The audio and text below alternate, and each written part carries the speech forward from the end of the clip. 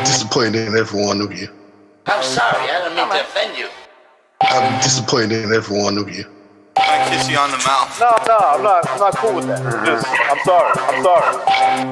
One more time. I'm disappointed in every one of you. I mean, I'm dealing with degenerate animals. I'm disappointed in every one of you. Disappointed in every one of you. All right, come on. Honestly, I can't do it, man. I'm disappointed in every one of you. Let me tell you why. It's gonna be all right, Nicky. Go ahead, shoot. You just killed a fucking man. What are you going to do about it? You're happy because you got nothing. You don't got a thing. You're happy because you got nothing. Lomito! Got nothing. I want to get out of this rat hole. I want to get online. I need BDA boxing.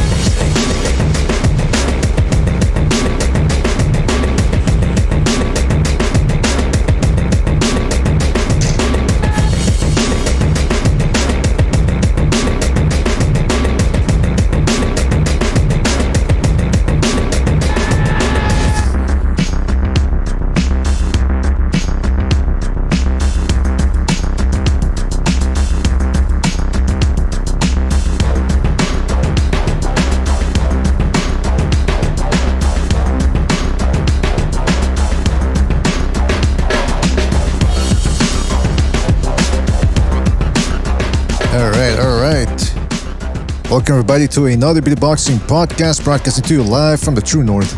It's your good friends to BDA, and we've already got a packed house here today for what should be a highly, and I do mean highly contentious show. But before we get down to the fun, fellas, you know the drill.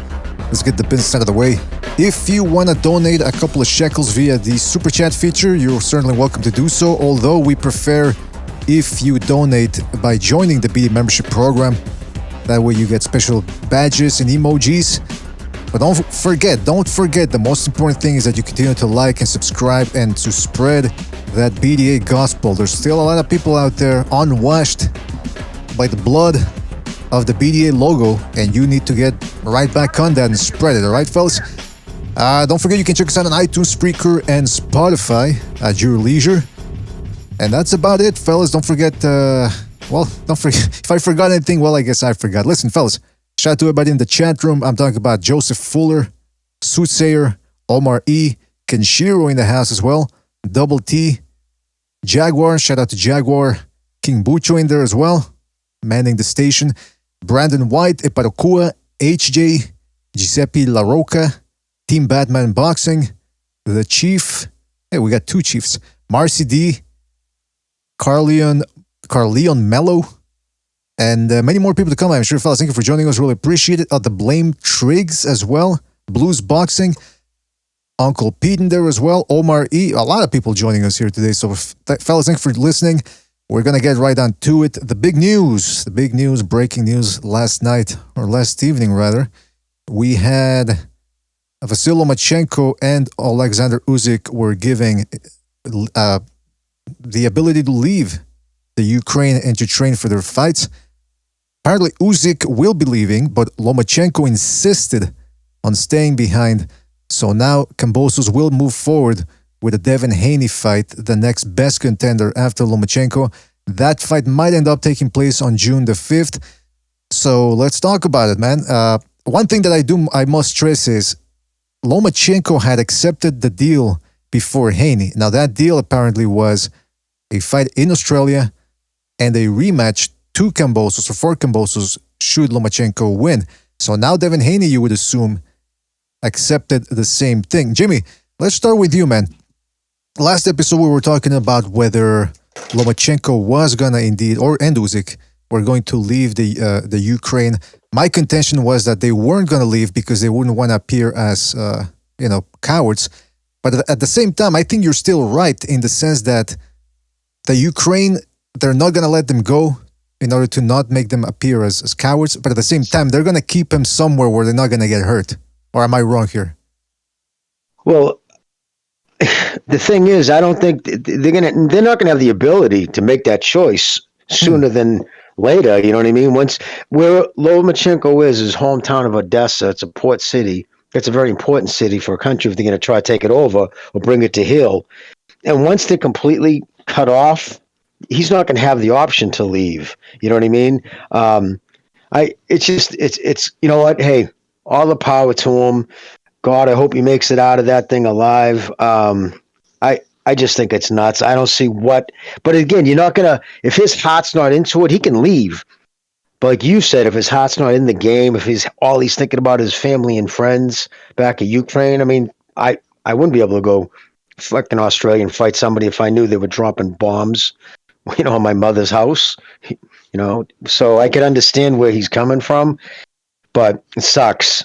It just really does, because if they do catch him, they'll make an example of him. Yes, Bucho. I just read, like, somebody posted this on Discord, on the Renaissance Discord, from the BBC. I don't know if it's true, but it's from a tweet, and it says that the President Zelensky said that he gave an order not to retreat, and if you retreat, it's going to be called an unauthorized retreat, and can be a capital offense. Oh. Yeah, well, it wouldn't surprise me. Yesterday, he actually, he actually shut down all political parties in the parliament, shut them all down. So he's become a dictator. That, and he also took over all media. All media is now under his control, and he shut all the political parties except for one of the other big ones, the Nazis. He let that one stay, but he shut down all the ones that were serious competitors of his. So he's a fucking dictator. A lot of this times this happens in this situation, but it's not a fight for democracy. He's a dictator. It is what it is. But yeah, it's crazy, dude. I don't know if that would apply to militia. I mean, if they're going to start capital offense, that's that Russian, retreat where they set up machine guns behind the lines, and when they do a charge, anybody comes running back gets shot. Oh. So and if they're going to do that, I mean, the fight's already lost. If you're passing fucking agreements like that, yes, brother. You said Zelensky is now in control of the media, and he's of Jewish descent, right? Yes. And he's controlling the media, you said? Well, he took them all over. Government control now. Interesting. Very interesting. Yep. Well, listen, as it pertains to the fight itself, like, I had a feeling those guys, Loma and Usyk, they're guys with pride. They weren't gonna accept that leisure of, I'll leave to train. They were gonna stay there. Now, from what I understand, Lomachenko's not even in the action area.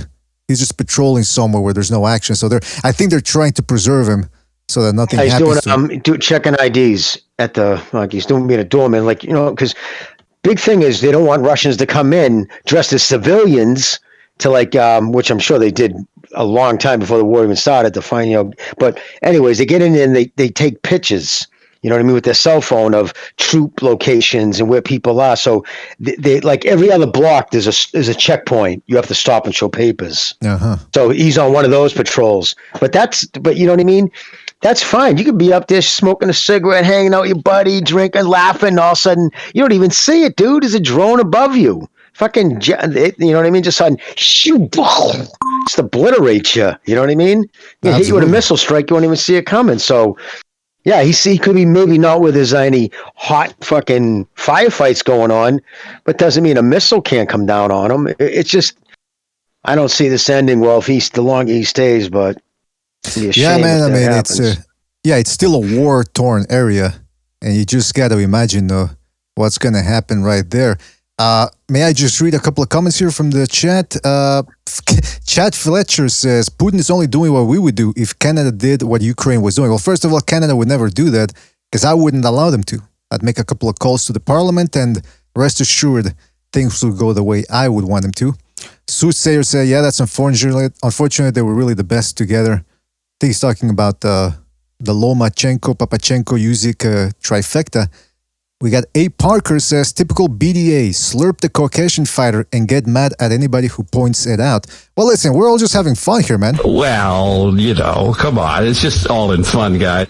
You got to loosen up, man. Have a little fun. People get too serious about this stuff, especially the racial aspect of it. Come on. It's a boxing show. You want to make it racial? Shame on you. Joseph Fuller says, what about Frankie Whispers? Frankie Whispers. That sounds like a mafia guy. All right, but anyway, listen, let's get down to the brass tacks here.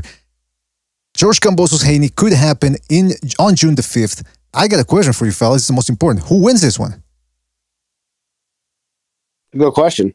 That's why I asked. We haven't seen, I mean, at the top level of people, unless they follow down to the smallest points, we haven't seen a lot of Kambosos yet. And there's the side that people can say, well, an unprepared, Lopez, who wasn't motivated, blah, blah, just like a lot of people say about James Toney against Roy Jones these days.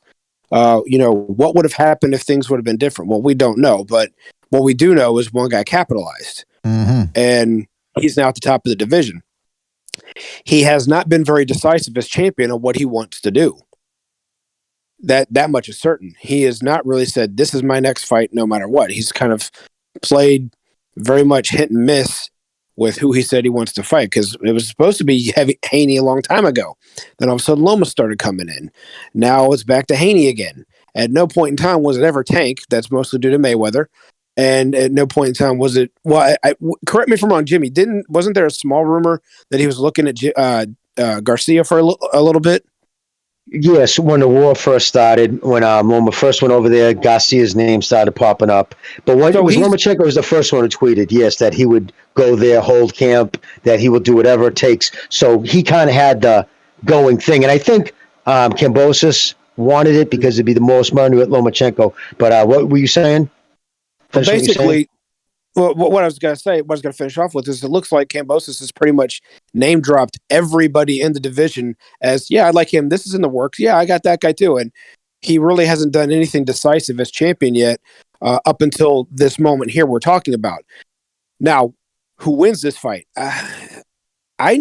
Basically with 3 featherweights able to pressure Haney back to back to back, 2 of which have been stopped in every one of their losses until they fought him. I would say Kambosos has got a shot. I mean, it would be hard not to see that. But at the same time, how does he handle someone as fleet-footed and free-handed as people think Haney is? Haney's got fast hands. He is a good boxer. He's got a good jab.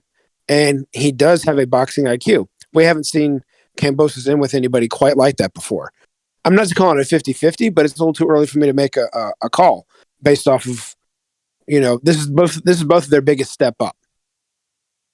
That's excellent points right there, man. Good breakdown. I mean, I don't know who wants to follow up with that one.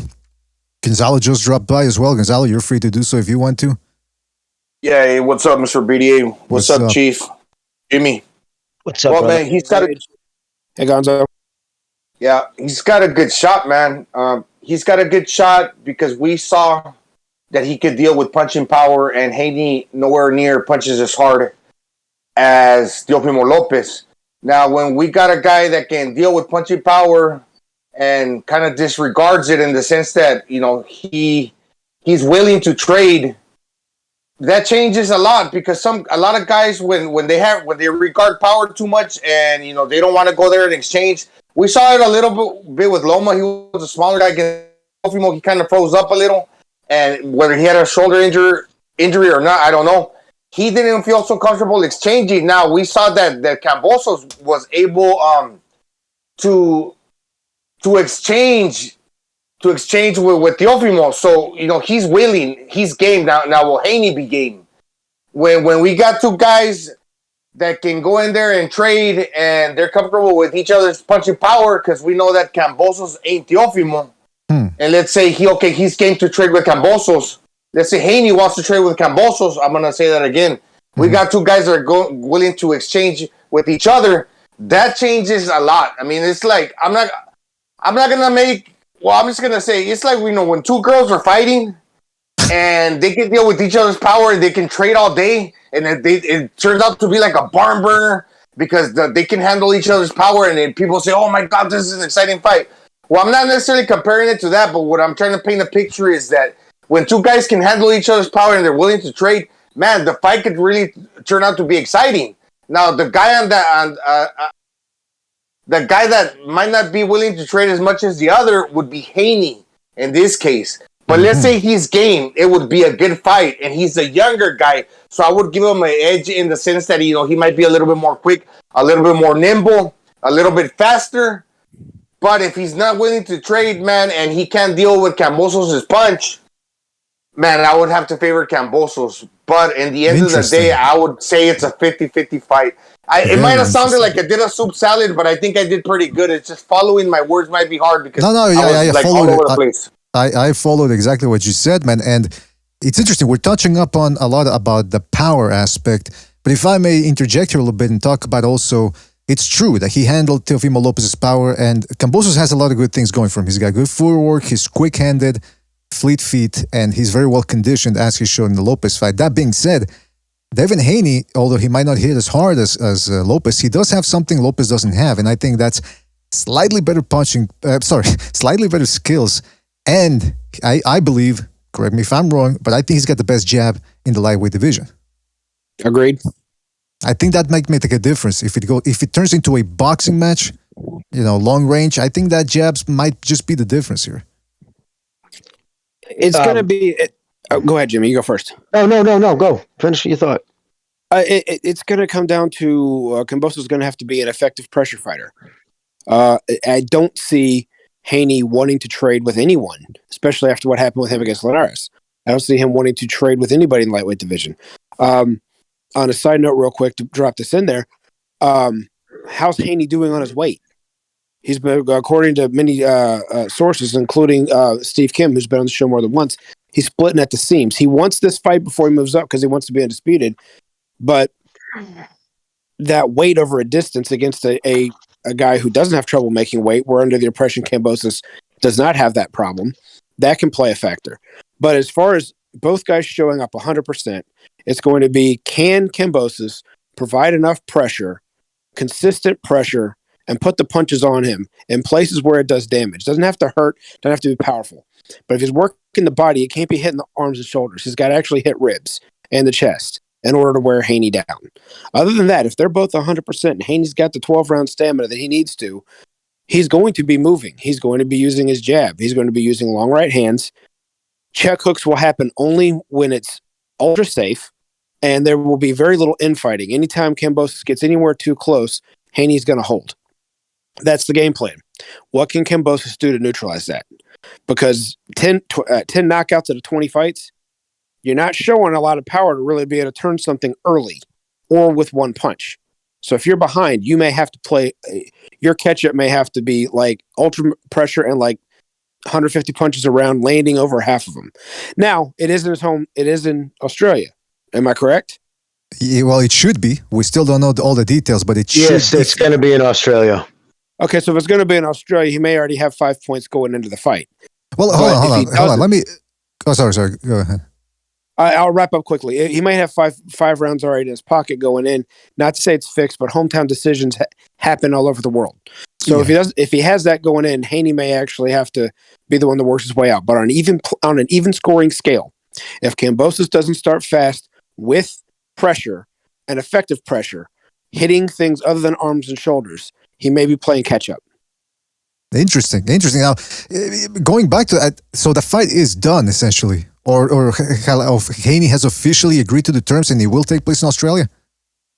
That's what I've read from the reputable sites who said yes. I mean, but that's been his demand right from the get-go. Remember, Steve said that he was told that he would even take a haircut on the price. He would give up a portion of his percentage to make sure it happens in Australia. That's the thing he wants, because he talked about how he went to Greece, like 2 places in Europe. Wait, you're talking about Haney or you're talking about Kambosos? Kambosos. Okay. He's been a road warrior the last 4 or 5 fights.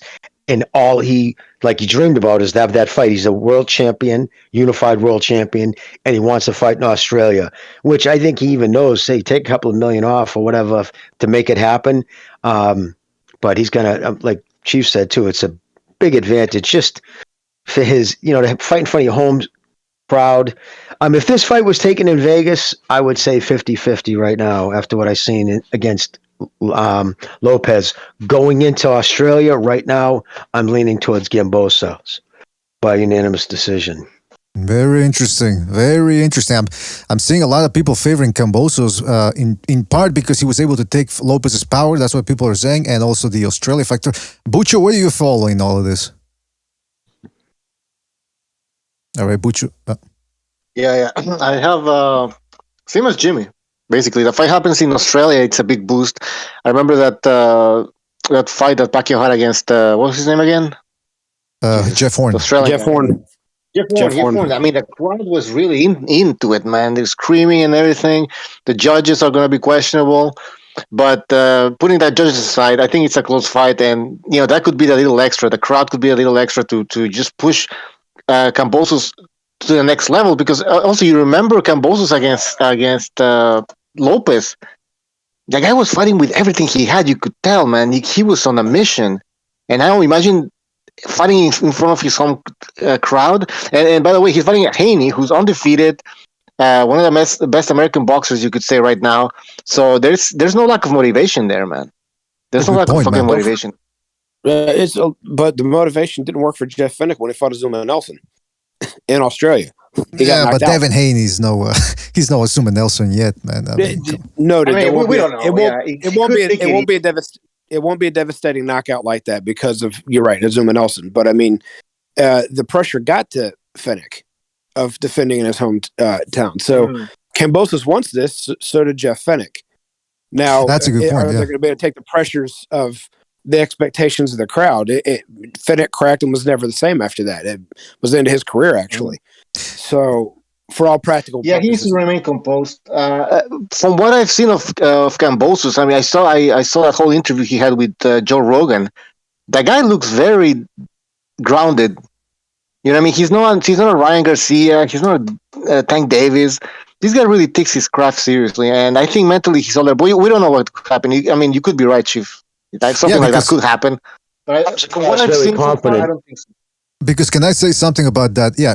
Just again, for some people that might not know this, the guy fought, in New York. So some people could say, well, he's a road warrior, therefore he takes pressure well. That's true. But it's a different type of pressure fighting at home. It's not always an advantage. If you're home, people are hassling you for tickets. You got to do more media commitments. You got to go to radio stations, TV shows. It's very hard it's very easy to get distracted when you're the star. So, sometimes it might actually be easier for a lot of these guys to fight abroad against a hostile crowd. So we'll see what happens. I mean, those are good points. I would say that, Mr. BDA, but from Bucho just said, I agree with what he just said. I saw that on the Joe Rogan too. He's a very confident kid, very confident. Like, you know what I mean? So yeah, I think he's a showman. Like he's not a camera he doesn't like. So this isn't a kid who's, you know what I mean, gonna wilt under the bright lights. I think he's the type of person who probably becomes better under the bright lights. But see, that's what I'm saying. This will be Haney's first big fight in a hostile crowd. And, he's going to have to get used to the timetable. And we've already seen that this kid will come to fight. And when it gets ugly, so everybody's boxed. We haven't seen Haney in a fight yet. We've seen him in boxing matches. Kambosos is going to try to fight him. Mm-hmm. But what I was trying to say, he's going to try. Listen, I agree with everything you guys are saying, but what I'm trying to say is, just to Chief's point, is we know he can handle pressure, but can he stay concentrated and focused when it's a different type of pressure, i.e. media commitments, distraction? In other words, it's not so much pressure, it's distractions. It's a completely different thing. And I don't know, it could be. I'm just speaking to Chief's point. But yeah, when it comes to handling hostile crowds and all that, like I said, he can stay grounded in that sense and fight against the crowd, not panic. But we'll see what happens, man. Somebody want to say something here? Yeah, a lot of the times the American fighter fighting in United States soil, the people, I'm going to say the judges, okay, they have the expectation that as long as he does what traditionally an American fighter will do against a pressure fighter he pretty much wins the round. Get on the back foot, throw an isolated shot here, throw an isolated shot there. I.e. being those isolated shots, landing maybe once or twice, that's good enough to take the round, to steal the round, what have you. That's enough. A lot of times that's enough in the United States. And then, maybe some rounds you tie up and you just make it, you give the appearance that that's what the blueprint of an American or African American style is supposed to do in the United States, and that's enough to win. But now, whether you consider that winning or not, in the grand scale of things like in the world, maybe that style, that type of judging doesn't apply in other countries. So let's see about that. Because he certainly does have the skill to couple his punches together and fight kind of like he did in 9 out of the 12 rounds against like Linares, the way he showed up that night. He does have the ability to do that. So he's going to have to do more of that. Now, the trade-off that when he does that, he risks getting caught himself like he did. So I mean, he has to have the willingness to do that and show up like he did that night. Willing to exchange, to couple, to put his punches in combinations. Absolutely. How many American boxers have went in the last, let's say, 10 years, have gone overseas and won a title? Crawford, I think he did it, right? He won a belt. Yeah, Crawford Spence. did. Spence did. Spence, and am I missing somebody else? Well, not for a belt, but I know Gervonta Davis had a fight in England to defend one of his titles. So, but yeah, okay. So at least 2 that we can remember, and the Spence one was. Listen, if Haney pulls it off, man, you gotta give that guy credit. Absolutely, because this is Kambosos coming off a big upset victory, basically. Great. He's the undisputed champion. Fuck that email belt. I don't consider it. He's the undisputed lightweight champion. And Haney's fighting in Australia. If the fight happens in Australia, that would be a huge fucking win, man. So Am I crazy? Am I crazy in saying that he's gotta fight more with his hands up than he's ever had before? Because if he's fighting a guy with quick hands in Kambosos, and there were times there where Linares was catching Haney with flush left hooks, lead left hooks, and we saw that against Lopez. Kambosos has a good lead left hook, a good lead hook, and if you're fighting with your hands down and your chin untucked, your head's gonna move more, and the judges are gonna see that. So, would you guys agree that maybe he should fight a little bit more conventional with a standard guard? Yes, and he needs to move to his right. Keep moving to his right. Did you say his left hand? It was his looping left. He threw it in a weird way too, kind of bringing his head down. He followed it. He kind of threw his punch behind that movement, which kind of can mask a punch if you can throw it right and throw it, accurate. Mm-hmm. And yes, that's the one he was catching Lopez with. That's the shot he caught him with. I think that dropped him. And I think he's gonna be pretty amped up. But we're going to add into this mix. I don't know if you guys saw this. It's kind of a last-minute thing that just happened, I believe, after the Haney thing, that WBA has told Davis to unify or they're stripping him. Whoa. Yep. To finally, telling him to step up. It's time to fucking unify your belts, even though you're a junior, but it's time to step up. And basically their way of saying, this is, we don't like your template. So let's see. Now that actually throws him in the mix. So if Lomachenko does get something, God forbid, happen or captured, then he'll get involved. Because I don't give a shit what anybody says. There's nothing on God's green earth that will get Davis into a ring with Lomachenko. Just wouldn't happen. So the WBA is trying to clean their stuff up, and their interim champs are already gone. Now they still have the super champions and the regular champions, which that's what Tank is at the moment. But if Josh Taylor is actually gone and vacates, they'll just move him back to 140. Because then he can fight for what will still be a regular belt, but it'll be a legit regular belt because there is no unification at the moment. And he doesn't have to worry about fighting anybody at lightweight. He's been at 140 before. The people in the rankings and the WBA, unless they're a star stud, are usually very weak. Ennis is nowhere near the top 2 in the WBA at welterweight, and he should be. I think he's number somewhere between 3 to 5. The first 2 guys are pretty weak competition, and the WBA is known for that. So they'll just move him up there and do that before PBC will make him fight anybody there. But the WBA is falling through on their situation by forcing this, saying we're no longer going to have a super and a regular, so you have to fight somebody soon. So if Kambosos wins this fight, he'll have to fight Tank. If Haney wins this fight, he's more likely going to vacate and go to 140 next, in which case I don't know what they'll do. If he already has a belt and the belt becomes vacant, they may just keep him the regular champion. But this whole regular versus super is going away, and the WBA is forcing Tank's hand at the moment based off of that. So just to recap, because I know it's easy to get confused with all this fuckery with this snake belts. George Kambosos is the WBC franchise champion. Gervonta Davis is the WBA regular lightweight champion. And the WBA champion is George Kambosos. There's 2 different. Oh man, I gotta tell you, whoever takes this title seriously and keeps talking about unification. You gotta rewire your brain or something, man. Because this is confusing weird as fuck. Yeah. But in I any event, was going to mention. Go ahead.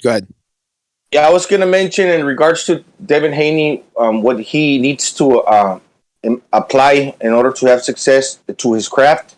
He's got to be more like he's too green when it comes to taking punches. And we saw it with Chris Colbert and Blair the Flair Cobbs. You know, when they start running out of ideas, they get nervous and they got that feeling, that sense that, and you can see it as a fan of impending doom. And I saw it in Devin Haney. You know, when the screw gets tightened up, you know, the space starts shortening between him and his opponent, and you know the opponent starts tightening the screw. Man, he's got that look of like impending doom. He knows, and in boxing, the punch is gonna come. It's just how you're able to deal with that first punch, and then the punches thereafter. You know, if you can ride the first punch, and therefore not just keep dodging because the other guy's not gonna stop punching. You gotta maybe like apply pressure too, and instead of just thinking how I'm gonna keep thinking, and eventually you just run out of ideas. No, we saw with Blair Cobbs and Chris Colbert. You can have ideas, but eventually, if you're not seasoned, and Caleb Plant too, man, you will run out of ideas. The best thing to do is apply pressure yourself intelligently by throwing straight punches to the stomach, something to stave off, to keep your opponent off. And that's something they need to work on. It's part of gaining experience, in my opinion. Well, what about that, fellas? Is Haney a little bit, because some people say he's fragile after getting stunned by Linares and a little bit shook up by Jojo Diaz's pressure late in the fight. What do you guys think? Is that unwarranted criticism or? I think no, really. I mean, he stayed shook. I think, you know, I mean, for a long time. Didn't he stay shook? Well, I think it happened in what round did it happen in against Linares? Was it 10 or 11? 10. 10th. The end of the 10th. 10. Yeah. So, yeah, he stayed shook up for 11 and 12. And I'm not saying his legs weren't there, but I think he knew that he knew that the guy could hurt him with one punch. He knew that the guy'd figure out his timing, and he knew that he was ahead. So he figured the best way to figure everything else out from there was to clinch the victory. And against Jojo, he was boxing like he was before. The thing about Haney is he's vanilla. There's nothing special about him.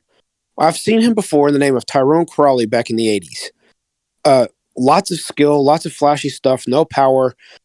Chin is average-ish above, slightly maybe, and nothing else. There's nothing separating him from something I haven't seen before.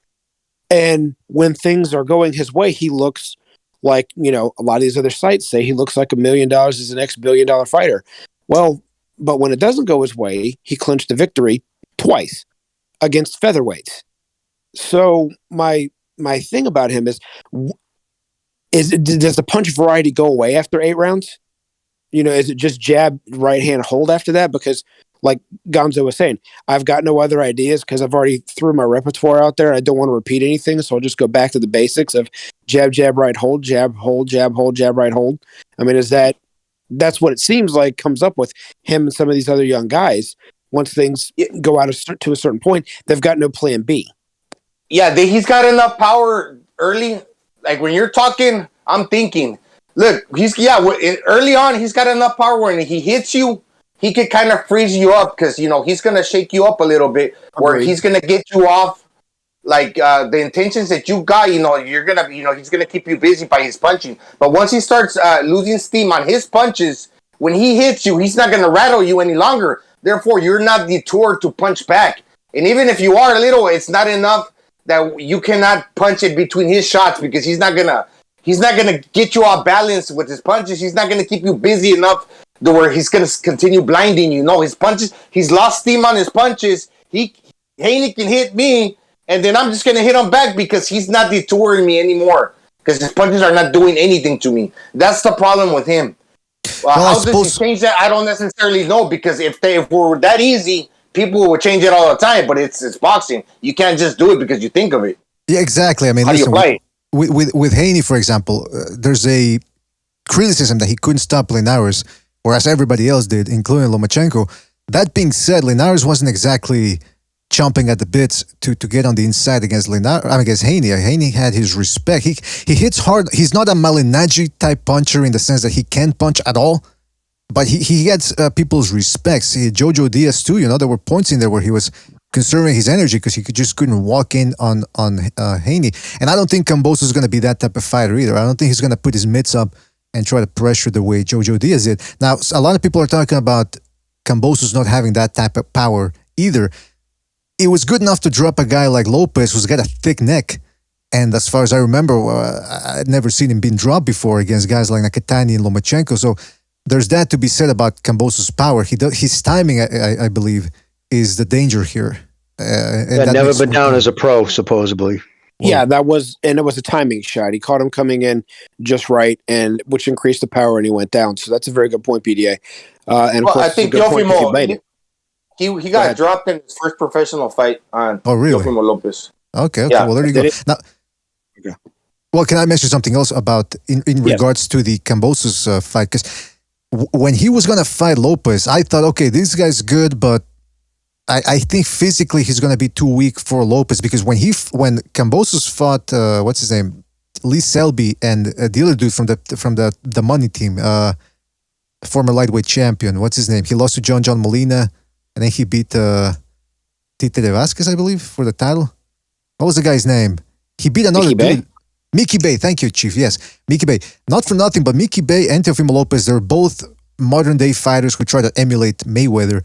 And that's really Haney to a T as well. Of course, I think Haney has better boxing skills than Lopez and Mickey Bay. But it goes to show you that Kambosos has been in there with speed before, and he ended up coming out on top. So he's got experience against guys like this. David Haney hasn't really fought anybody as young in his prime and as good, as quick as Kambosos. Is that something to watch out for as well for Haney? Or would you say Linares is better than Mickey Bay and Lopez combined? Well, better than Mickey Bay, but that was Linares threw some of the prettiest combinations. I mean, he had, you know what I mean, like butter. They were smooth, but he's also a shell of himself. Was knocked out the 2 fights before and the 2 fights since, isn't he? Yeah, or at least the fight since. I mean, in the second round in the fight before by someone out. So once you start getting knocked out, every time you get knocked out, it gets easier to get knocked out. Now, it's not only that he didn't knock him out, he didn't even hurt him. I don't remember seeing Linares stunned, never mind fucking hurt. So, I don't know. What happened with Linares is that he didn't let his hands go. And you could kind of give credit to Haney why that happened. I know Linares is old, but Linares didn't really let his hands go until he caught him in the end of the 10th round. And that's because Haney kept Linares busy with a lot of shots. It didn't let Linares' computer react like when it needed to, because he's smart and he eventually got him when he timed him. But he waited till the perfect moment.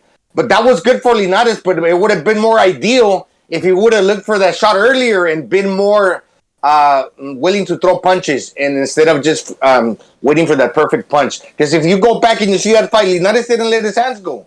They give partial credit to Haney for that. But if you get a guy that's not going to be that's going to be more willing to let his hands go, whether he's getting hit by Haney, but at the same time he's engaging more too, that he's going to find that shot, man, that's Kambosos. Absolutely. It's a good point. Yeah. I'm looking at some footage you were just showing there of that jab just jarring Linares' head back. I'd also like to read one thing in the chat. 150, my buddy says Linares is shot and should retire. That's not too far from the truth based off of his age and everything he's been through. Haney was able to. Haney is gonna. This is gonna ring with some of you guys. You guys remember Sean Bay Mitchell?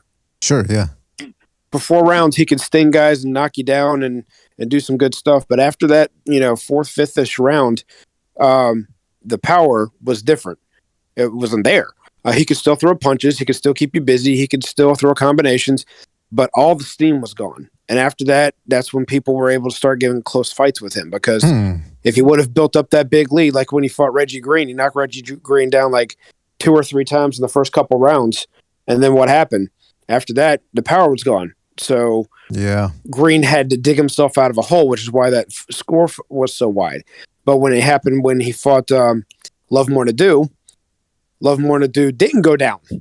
And so he got hit with a lot of these big shots early, but he kept coming at him. So that fight was razor thin because instead of 10-8 rounds, those were 10-9 rounds. Those extra points make a difference. And those fights got real close. Haney's very much like that. But hold on, Gonzalo, before we, that's a very good point you brought, and a good comparison you brought up, Chief. I just want to mention something here. G Boogie, shout out to G Boogie in the chat. He says, "Are we sure that Devin Haney is going to accept the contract and submit it back to Kambosos camp? And can we believe that Devin Haney will travel to Australia to accept the fight?" And then somebody else in the chat says, sort of parallel his point, DP says, DP, Haney's dad once proved that Loma accepted the terms because they want more moolah. I mean, I've heard that rumor that Devin Haney is not the problem. It's Bill Haney that's sort of putting all these obstacles and that he might not want the fight in Australia. What do you guys think? That should we wait? Because apparently 150 Dream Team also in the chat said that the fight still hasn't been signed. So this isn't official. So what do you guys think? Do you think we're 90% done the fight? You think it happens or? Well, I mean, the fact that they're all saying, I mean, the camps are saying they've agreed to all. I guess the only thing before was the location. Remember, that was Bill Haney with the, we need to change the narrative of the location.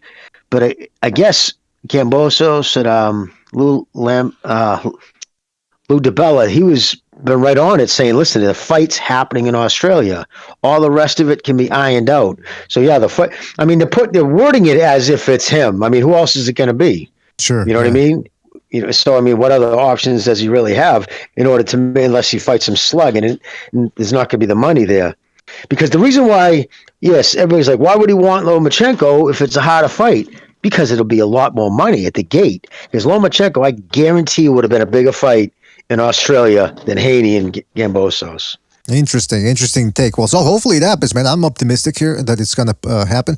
Let's go to a phone call here. The phone lines are open, people. So if you want to call in, let us know your thoughts on this fight. 951, you're on the air. 951, what's on your mind? Yeah, what's up? Can you hear me? Yes, indeed. All right. Well, I'm at work, so let me know if you can't hear me. But this is a Boom Boom guy representing the LDBC. Oh. And, yeah, we finally got the fight, man. Absolutely. I just... Yeah. Yeah, I was listening in. I just want to correct some points. I think someone said Kambosos was undisputed. No, I don't know if I heard that, yeah, but go ahead.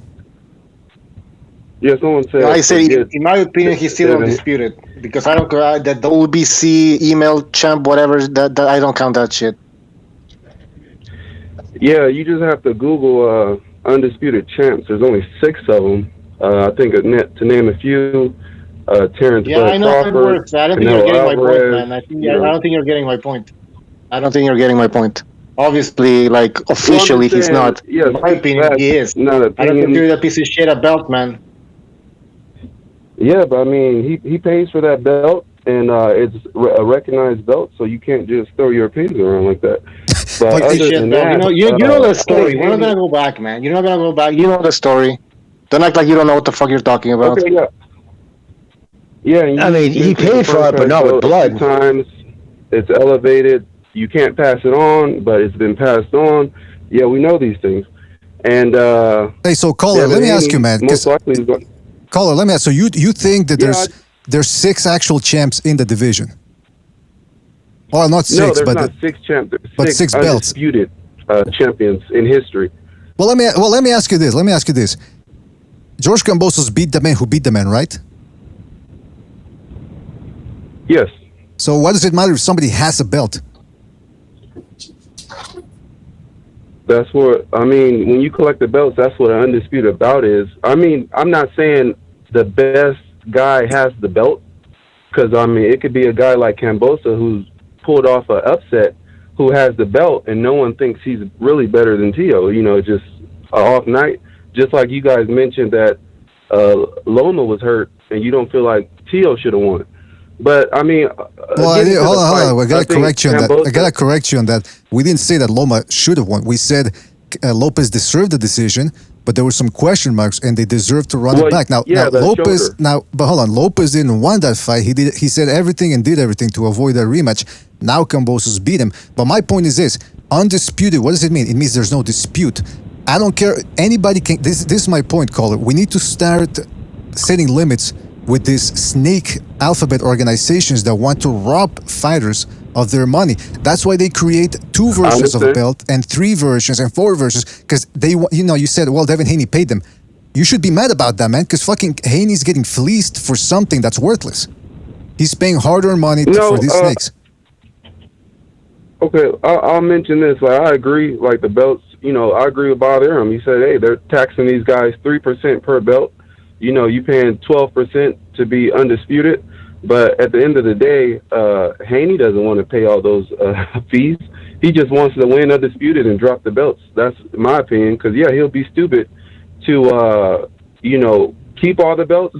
But he doesn't plan on staying at 135. Yeah, but if every dollar he has to pay for those belts, if he's in possession of them, meaning if he comes undisputed, elevates him to that, his pay increases probably 20%. So it'll make him a hell of a lot more than he will pay for him. Put it that way. Well, that's with a regular fighter, but Devin Haney, he's with DAZN, and DAZN pays him a good paycheck, no matter what. Right, but the percentage of whatever that DAZN pays him goes to the sanctioning fees. Yeah, but I mean, at the end of the day, it's all about the competition. It comes to the fighter's purse, just no matter because you how have you the look belts at it. don't mean you're going to make a lot. It has to be a good fight. Well, listen, And caller. Kambosos is I a have a good question fighter. for It's just- caller. Who do you think is the lineal lightweight champion right now? Lineal. Let's see. I don't know, man. I only follow heavyweight lineal champions, and that was Tyson Fury, which remains. But I don't know who. I can't say for lightweight. I can't say. Well, the correct answer would be Kambosos, because he beat Lopez. And Kambosos, come on, man. You can't play these guys. Yeah, he won. No, He's got 3 of the other belts plus Ring Magazine, say that. doesn't he?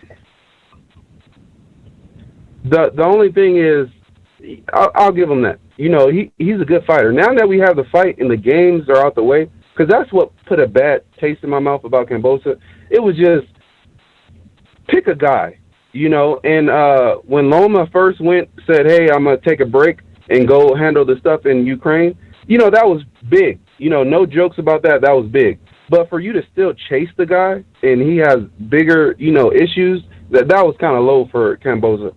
And I'm just glad the fight's happening right now. And I think it's going to be a tough fight for Haney in Australia. He has to get ahead early. He has to get ahead early and let it be known that he's winning the fight. And Kambosos is going to have to play catch up. And I think David Haney can close it off. Now, let me ask you this. Do you think Haney can get a fair shake in Australia, considering what we saw when Pacquiao fought Horn? It's subjective because home court advantage, that's in all sports, especially when it comes to judges in boxing. I think Haney has to go above and beyond. He has to win like Tio did Loma. Tio won the first 7 rounds, and that was hard for anyone to dispute that Loma was losing the fight. Mm-hmm. And then, I was going to tell you about that. You said Loma had a shoulder injury, but he fought his ass off the last 5 rounds. I think he took the last 4 or 5 rounds. And for you to have a shoulder injury, that's kind of, unbelievable. Well, his version of the story. It later in the fight. His version of the story was that he felt it go out, and then he just preserved it until he saw what could happen with it, and then he felt comfortable throwing it, and that's what happened there. So there was definitely a tear. I mean, there's evidence or receipts, as they like to call it in the streets, that he ended up having surgery after the fight. I mean, you don't have surgery just for the kicks of it. So he definitely had an injury right there. Yeah, but okay, I'll give him that. But I mean, that's a part of boxing. If you're hurt before the fight, just don't fight, because when the judges announce their decision, that's the decision, and we can only go off that. But I thought he had a chance to stop Tio in the later rounds. That's how good he was fighting, but he was too far behind. No, he was. I agree with what you're saying, but I believe his shoulder was acting up, and he was preserving it. I think he was trying to.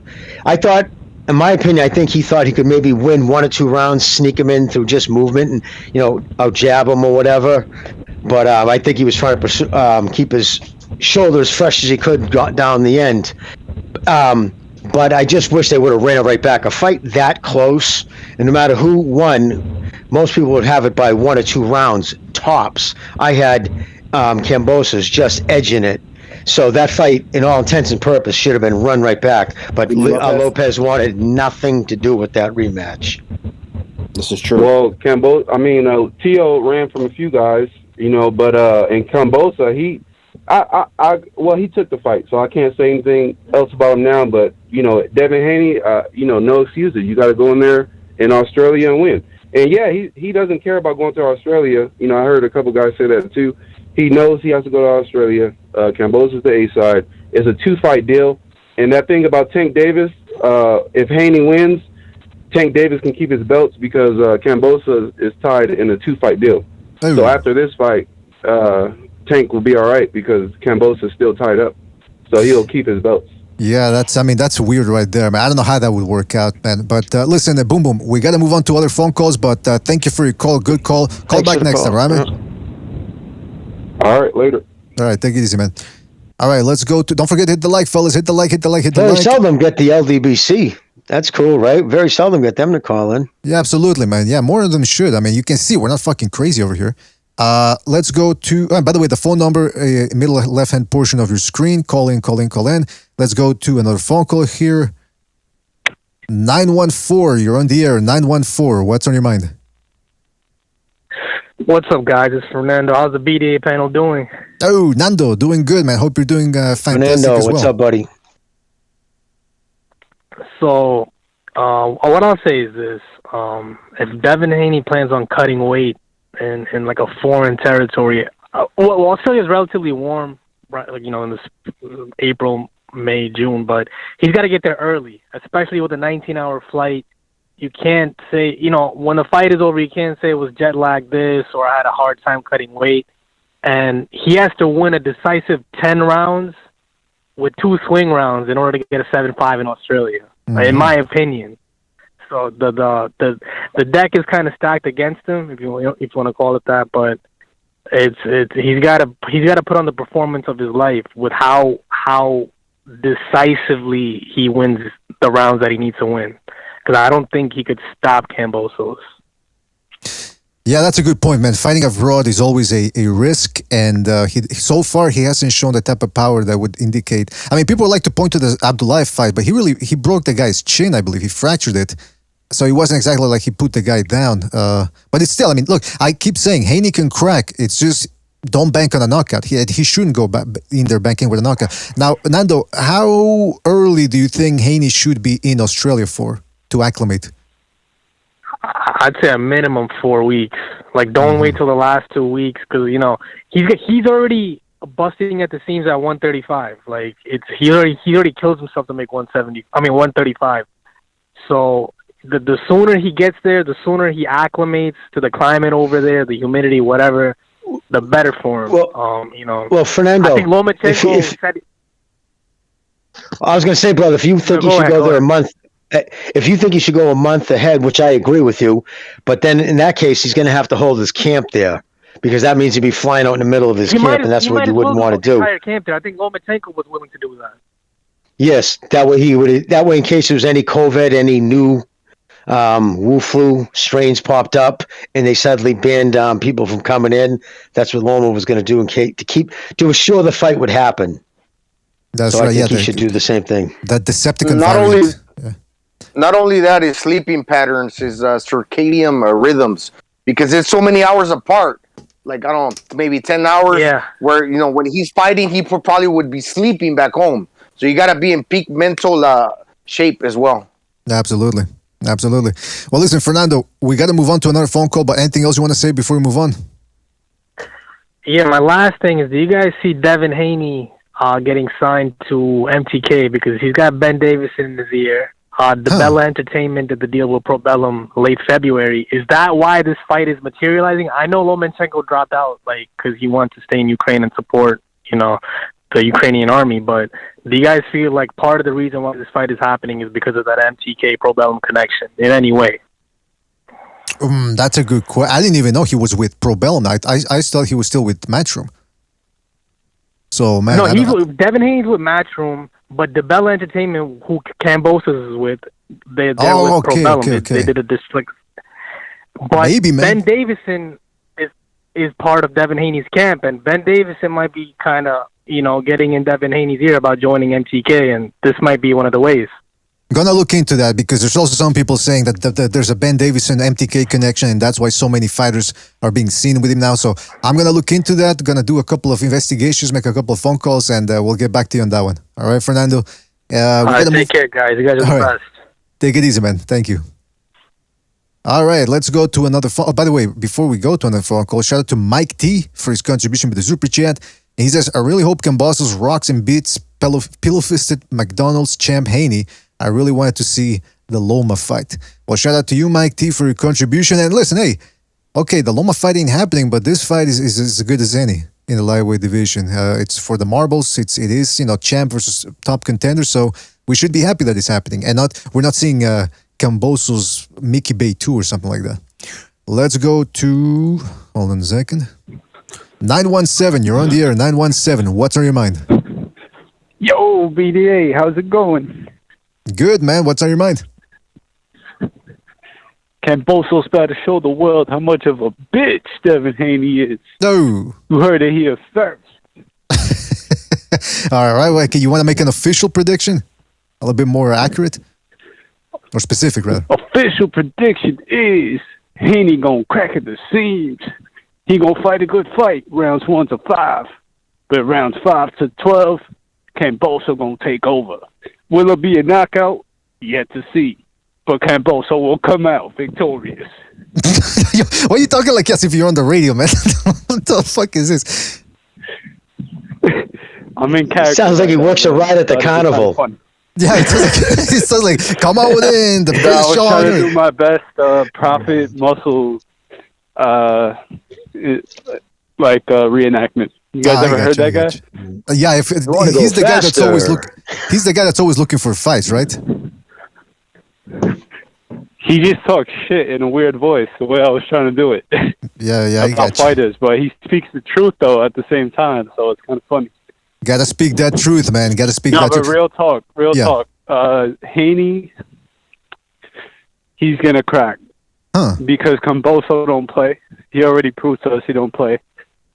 Not saying that Haney plays, but he hasn't showed us that he's tough. He showed us he could box, but Kambosos is going to come forward the same way he came at T.O., and I just don't think Haney's ready. Are you saying that we know he can box? Rusty Linares. This is a well-oiled machine we're talking about, a well-oiled Spartan in his prime right now. This ain't no Linares. I'm gassing out. I haven't fought in 2 years, but I still almost knocked you out. Nah, Hey, this isn't that. Hey, can you do that Australian accent and say, I'm a little disappointed you didn't bring the rest of the belts? Disappointed for what? I'm a little disappointed you didn't bring the rest of the belts. Listen, Haney, I'm a little disappointed you didn't bring the rest of these belts. I'm here to represent Sparta and Australia at the same damn time. I'm going to put your head on a spike of Leonidas, send your ass back to America with no head. Oh man, hey, that's a good Australian impression right there. I bet you're tanked too, right? Did you have a couple of beers just to get in character as well, or that Australian accent? Nah, dude, this is off the top, bro. I enjoy doing this. You want to take? Yo, man, this guy's just a clown. I'm number one pound for pound. Like, these guys not on my level. Yo, my chain's bigger than him, bro. Hey, that one sounds a little bit more like Zoolander. That one sounds a little bit more like Zoolander, man. That one sounds a little more like Zoolander. But listen, hey, by the way, who is this? I don't recognize your voice with all the impressions. No, my name's Nick. I donate sometimes here and there. Oh, Nicholas Nick, well. Argyros. Oh yeah, okay, Nick Argyros. Okay, Yeah, well I Nick, appreciate. Okay, well, good impressions, man. Those were good, man. Call back next time with a couple more, right, man? We do got to go to another phone call here. No doubt, man. All right, take it easy, man. Take it easy.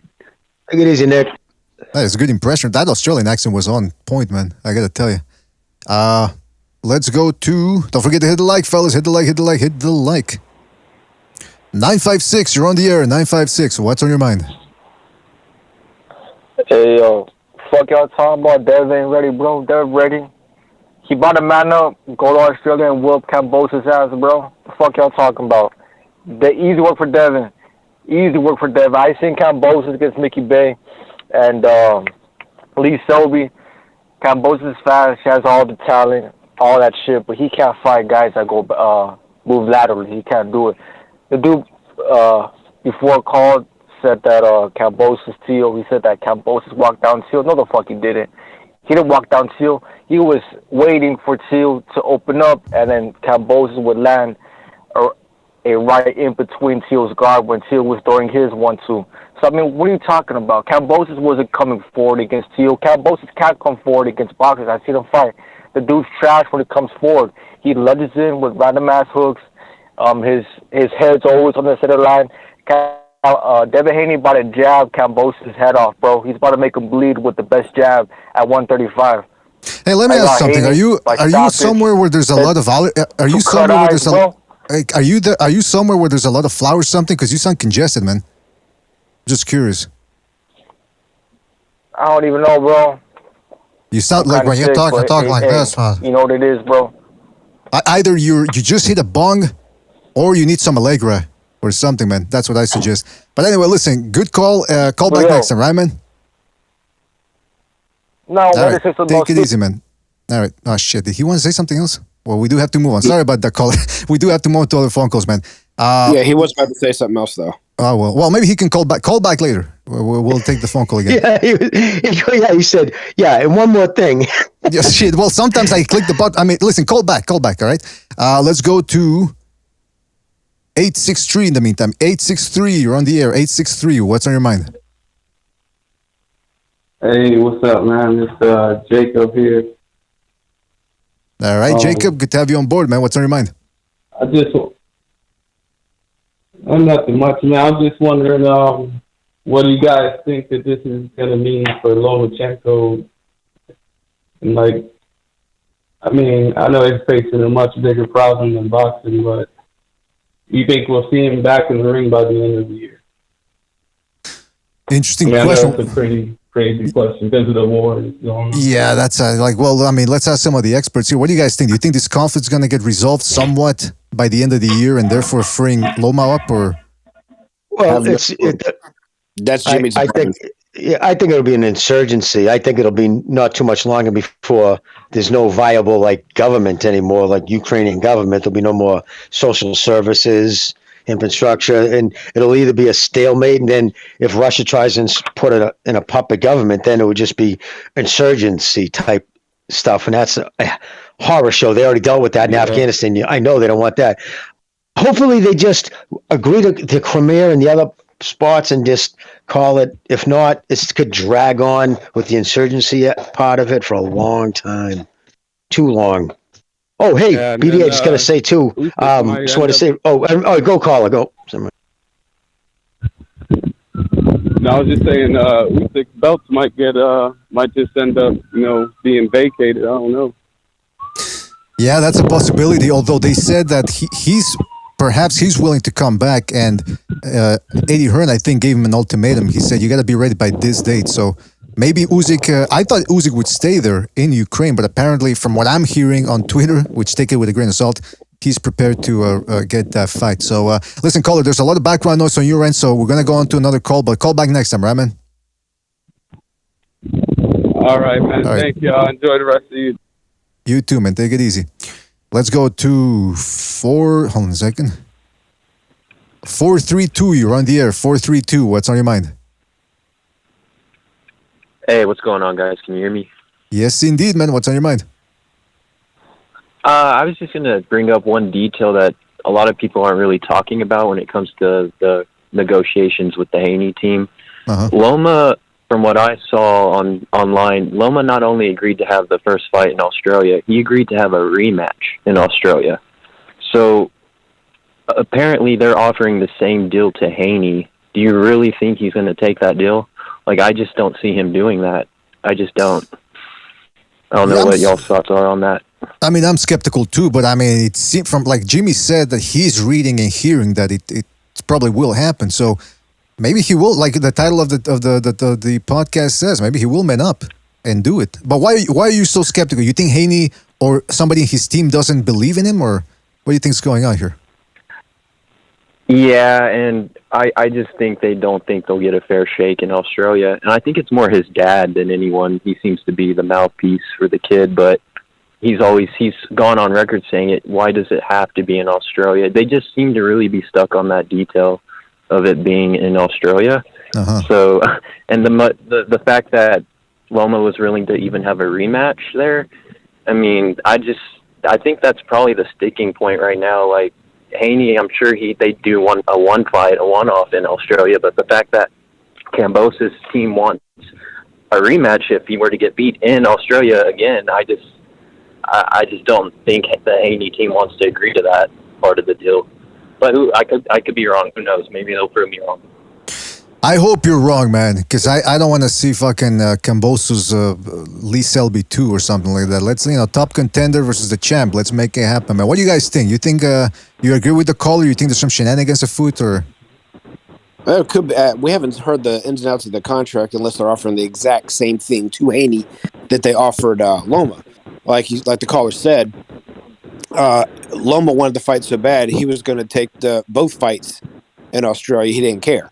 I'm with the caller. I don't think Haney's going to do a second. If he walks away with the belt, he's going to have the king mentality of, I get to call the shots now. Much like Pernell Whitaker did against Buddy McGirt. I'll fight you when I want to, not when you say I have to. And that's exactly what happened in that fight. I can see it happening this time.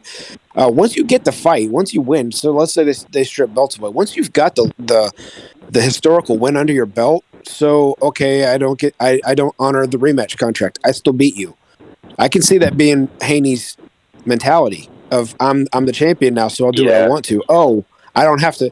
I'm not going to fight you in Australia, so you got to come to me. If you don't come to me, we don't fight. I'm moving on. That's right. Well, that's a good point there. Go ahead, I caller. was just going to say, I could see that happening. They just accept it, do the one fight, and if he wins, just drop the belts. So I could see that happening as well. I didn't think of that. But anyways, I'm going to let y'all go. Enjoy the show as always. Y'all have a good one. You too, man. Thank you Thanks for your for call. calling. Call back next time, man. Good call. All right. Take it easy, man. All right. Don't forget to hit the like button, hit the like, subscribe if you haven't subscribed already. Don't forget the numbers in the middle left-hand portion of your screen. So if you want to call in and let us know what you think about this fight, make sure to do that. Jimmy, you were going to say something, though. A couple of calls back, rather. You remember what it was? Yeah. Not really. All right. I don't remember what point I was going to make. Well, you know how it works. If you don't remember something, don't force it. Let's just keep talking, and then it'll come back to you in no time, in jiffy time. One thing that I do want to bring up is that there's a lot of other news out there. Yeah, we got some good fights coming up. I want to touch on that. Luis Ortiz versus Andy Ruiz supposedly might be in the work. So we're going to talk about all that. Okay, and then Tyson Fury, again, with some of his crazy comments. But before we do that, you guys want to read a couple of emails? Sure. All right, fantastic. Let's go to, it's time for communiques. Don't forget, we do have an email address, and people like to send us emails. Sometimes we don't read them, but last time we read them, and wouldn't you know it, as soon as we read them on the air, boom, more people started writing in. So let's go here to some of these emails from all around the world. First one coming from Francisco, from Montreal, Canada, our neck of the woods there, Bucho. This is Francisco, and he says, question for the panel. Where does Devin Haney rank if he beats George Kambosos? I guess he means pound for pound wise. Oh, okay. I was about to say, because at lightweight, he still was not, if he beats George Kambosos, he's still not top 20 of all time. But pound for pound, I'd have to do another list to go over it, but he would be a strong argument to be minimum of the bottom 5, if not clearly top 5. Pound for pound, you're saying? Right, pound for pound, not of all time. All time, he doesn't touch anything at lightweight, possibly ever. But definitely not just off of this one. Well, but the division's so old with so many landmarking guys with records that are hundreds of years old. Mm-hmm. One win over Kambosos isn't going to throw him in there. But as far as right now, I mean, there's a lot of guys chomping at the bits to get into the top 10. And if he has a dominant performance in Australia, that's going to be hard to argue he doesn't deserve to be in there. Interesting. Very interesting. Anybody else want to weigh in on that? Where does Haney rank? Yeah. Yeah, the thing with that, he might do really good, but the guys that are on there now, due to maybe like a long inactivity, or if they did, the guys that are on there now, they would have to like be outshined so much that, okay, maybe you put Kambosos higher than them, but you would have to really have a reason to do that. Because unless the guys that are on there now do something to get like a demerit, they're pretty good themselves because they're on the list already. So how do you put him in above somebody else that's already established? That's the thing. Maybe you got Lomachenko and what's the other guy? Lomachenko and Teofimo Lopez. I don't know if Teofimo Lopez is still on there, but that are lightweights that fought each other. And if this guy beats a guy that beat the guy, okay, you could kind of say, okay, I put him in there somewhere. But you would have to kick one of the guys that are on there off now. But unless they deserve to be kicked off, there's no reason to really try to like squeeze him in there higher than he deserves. Right. Well, like Nani Inoue, I love Nani Inoue. I think he was number one pound for pound fighter for a world. I think he's lost some of that stature due to the fact of inactivity. And if Haney beats this guy, I would have to say that he might replace, especially like I said, going into Australia and beating this guy. I would say that would possibly be a reason to put him over Nani Inoue. Not that he's a better fighter, not that he's accomplished more recently overall, but as of recently, Inoue hasn't done much in the past 2 years. And Haney's been chomping at the bits and then goes down to Australia, and this is hypothetical, beats Kambosos. That's enough to possibly replace a guy like that. Now, does he take Inoue's spot on the pound-for-pound list? Not necessarily, but by moving him in, if somebody has to bump off, there's the ground. That's just kind of like what I'm getting at. It may not necessarily be Inoue that bumps off. It may be somebody like a Juan Carlos Estrada. Hadn't fought in a year. Okay? Yeah. We know he's a great fighter. We know he deserves to be on there. But if he hadn't done anything recently, and Devin Haney, who's high-profile guy, goes down, and my broken record, goes down and beats Kambosos in Australia, that's more than anything that Estrada's done over the past year and a half, especially since his last win was a controversial win over Chocolatito. So, yeah, I would say that some of these guys can get bumped off if he wins a decisive win in Australia. Well, don't forget, Australia has been doing a good job of beating up civil liberties over there, so they do have that in their corner. Oh, I'm on fire, baby! All right. I would have him replace Kambosos. I think a lot of people ring had him at 10, so I'd say, yeah, put him in at 10 then, in the top 10. But that's about as far as I'd put him. I mean, because, again, I'm not going to rate anybody in the top 5 pound for pound who's only got one really significant victory. I still would rank Lomachenko ahead of him, even though Loma's got 2 losses. It just his level of competition is so much higher than Haney's. So, well, also I think the question could also be, where would we rank Kambosos if he beats Haney? Because that would be he beat the champ and then one of the top 3 contenders in the lightweight division back to back. That's looking pound for pound right there too. But it's a big if.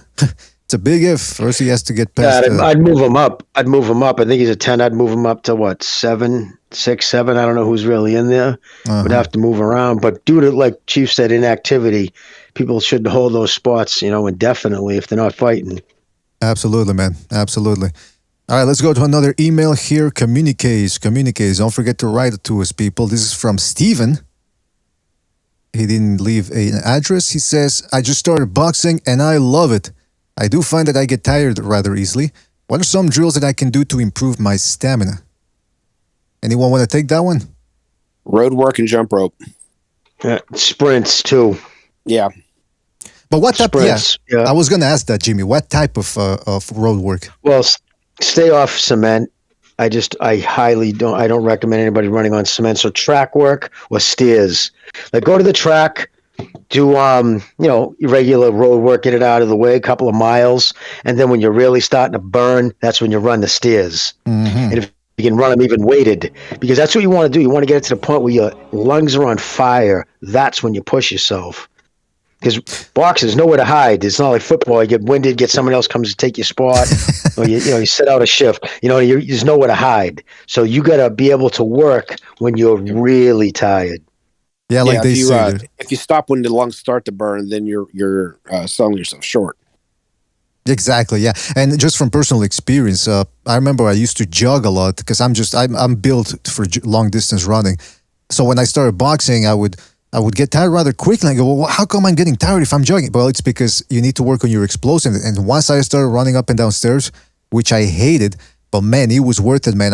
Right off the bat, after a week and a half, 2 weeks, you start seeing the difference. So yeah, like Jimmy said, man, those stairs, sprints, avoid the concrete. More and more now, people are realizing that it can damage the knees.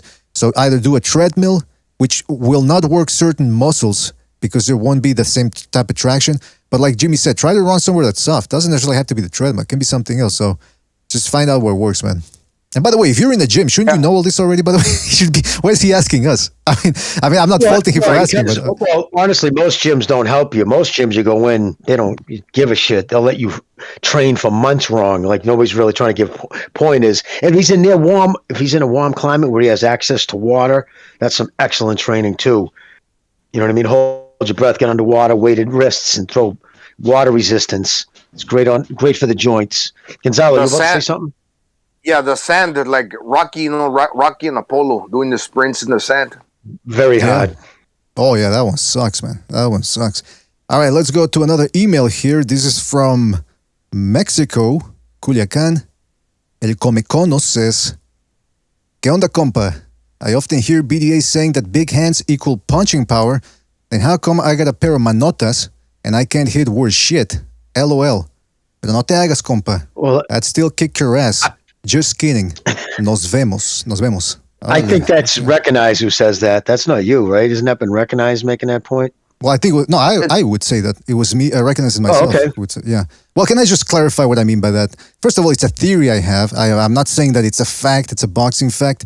But what I'm saying is, from my experience, I've seen guys, usually the guys who hit the hardest in my gym are the guys that have big mitts. And I think that has something to do with the fact that the bigger the weapon, the harder you're going to hit. It's more surface, to punch. But I also must stress that it's not just the size of the fist, it's the strength of the wrist and the forearms, because that's what stabilizes your punch. So don't put too much stock on the size of the hands, like I'm saying. It's the overall package of the strength of the arms, of the limbs. So that was my thing right there.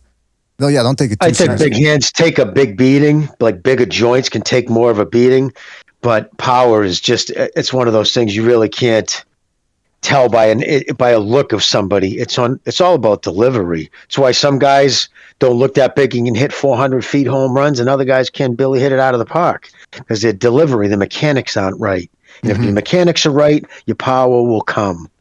Absolutely. Yeah, I've held mitts for people with big hands and people with small hands. Sometimes a guy with smaller hands, their fists are hard. Where the bigger guy, they touch you also, and it's like they might hit hard, but they're gonna hit less because their hands they're like cumbersome, they're big, but they might not be as solid. And when a guy's got smaller fists and he can put speed behind him, you cut through the air quick. And if you could throw a quick shot and land it on the right spot, man, a guy with smaller hands might even hit harder, in my opinion, than a guy with big hands. That's true, man. That's absolutely true. Because I remember George Foreman used to say, some guys got heavy hands. And I always wonder what the heck he meant by that. So, yeah, that was El Comeconos. Yeah, he does look like he's got big hands, judging from his picture. That snow cone looks very, very small compared to his hands. All right, let's go to another email. This is from Hollywood, California. This is Rob Cruz. And he says, hi, this is Rob Cruz. I work as a Tom Cruise impersonator. Unfortunately, I am prohibited from using Tom Cruise's name, be it in a satirical manner or in a critical one. I can't even call myself Tom Cruise III or any other variation. That's because the little midget hit me with an injunction 2 years ago. I was hoping BDA could make a call and hook me up with lawyer extraordinaire Raphael Shapiro. That way, I'll finally get to sue the midget Ooh. Well, I can't say that last word on YouTube. Didn't Shapiro die? No, Raphael Shapiro, not Ben Shapiro. No, not... Yeah, but Raphael Shapiro, my mentor and attorney, and unfortunately, Rob, he works with a select few clientele. He's not taking any new clients right now. But if you call him right now, you call his secretary, I'm sure he can refer you to a trusted colleague. All right, so shout out to Rob Cruz. Hopefully everything works out for him. Don't forget to mention BDA. Yeah, that's right. Yeah, I get a finder's fee for that. Thank you, Jimmy, for reminding me of that. I'm there for you, kid. He looks like Caitlyn Jenner. Yeah, he kind of looks like it, huh? What the fuck is that? Well, he says Tom Cruise, so I mean, it is what it is, man. Yeah, it's that hammock in the back that looks like a strand of hair. Yeah, I don't know what's going on there in the background, man. He's probably some sort of artist or something. All right, let's go to another email here. This is from Manhattan, New York, Amanda Wang. And she says, "This is Amanda Wang. I'm working on my biology MA, a master's degree at NYU, and I love listening to the show while writing. My work centers on the mimicking abilities of the Liminitis archipel, also known as the viceroy butterfly. The insect disguises itself as a hostile species in order to avoid attacks. And since I'm an Asian living in New York, I figured I'd give it a try. Wish me luck." I don't get it. In New York, there's people with black paint attacking Asians. I don't understand her email. Yeah. Anyway, not black paint. No, but she. Anyway, I don't know because she's got black paint on her face, so I don't know what she's on about. But anyways, shout out to Amanda Wang for your contribution here, writing to us. Let's go to James from San Francisco. This is James from San Francisco, and he says, "James from San Francisco here. Been watching boxing for 7 years, and seeing Usyk and Lomachenko fighting for their country motivated me to join the army. So I enjoyed one final night of drinking and then went online to enlist. Unfortunately, I was too wasted, and instead of signing up for Marine boot camp, I joined male booty camp. Needless to say, it was a completely different thing. Oh well, I ain't complaining." Hello.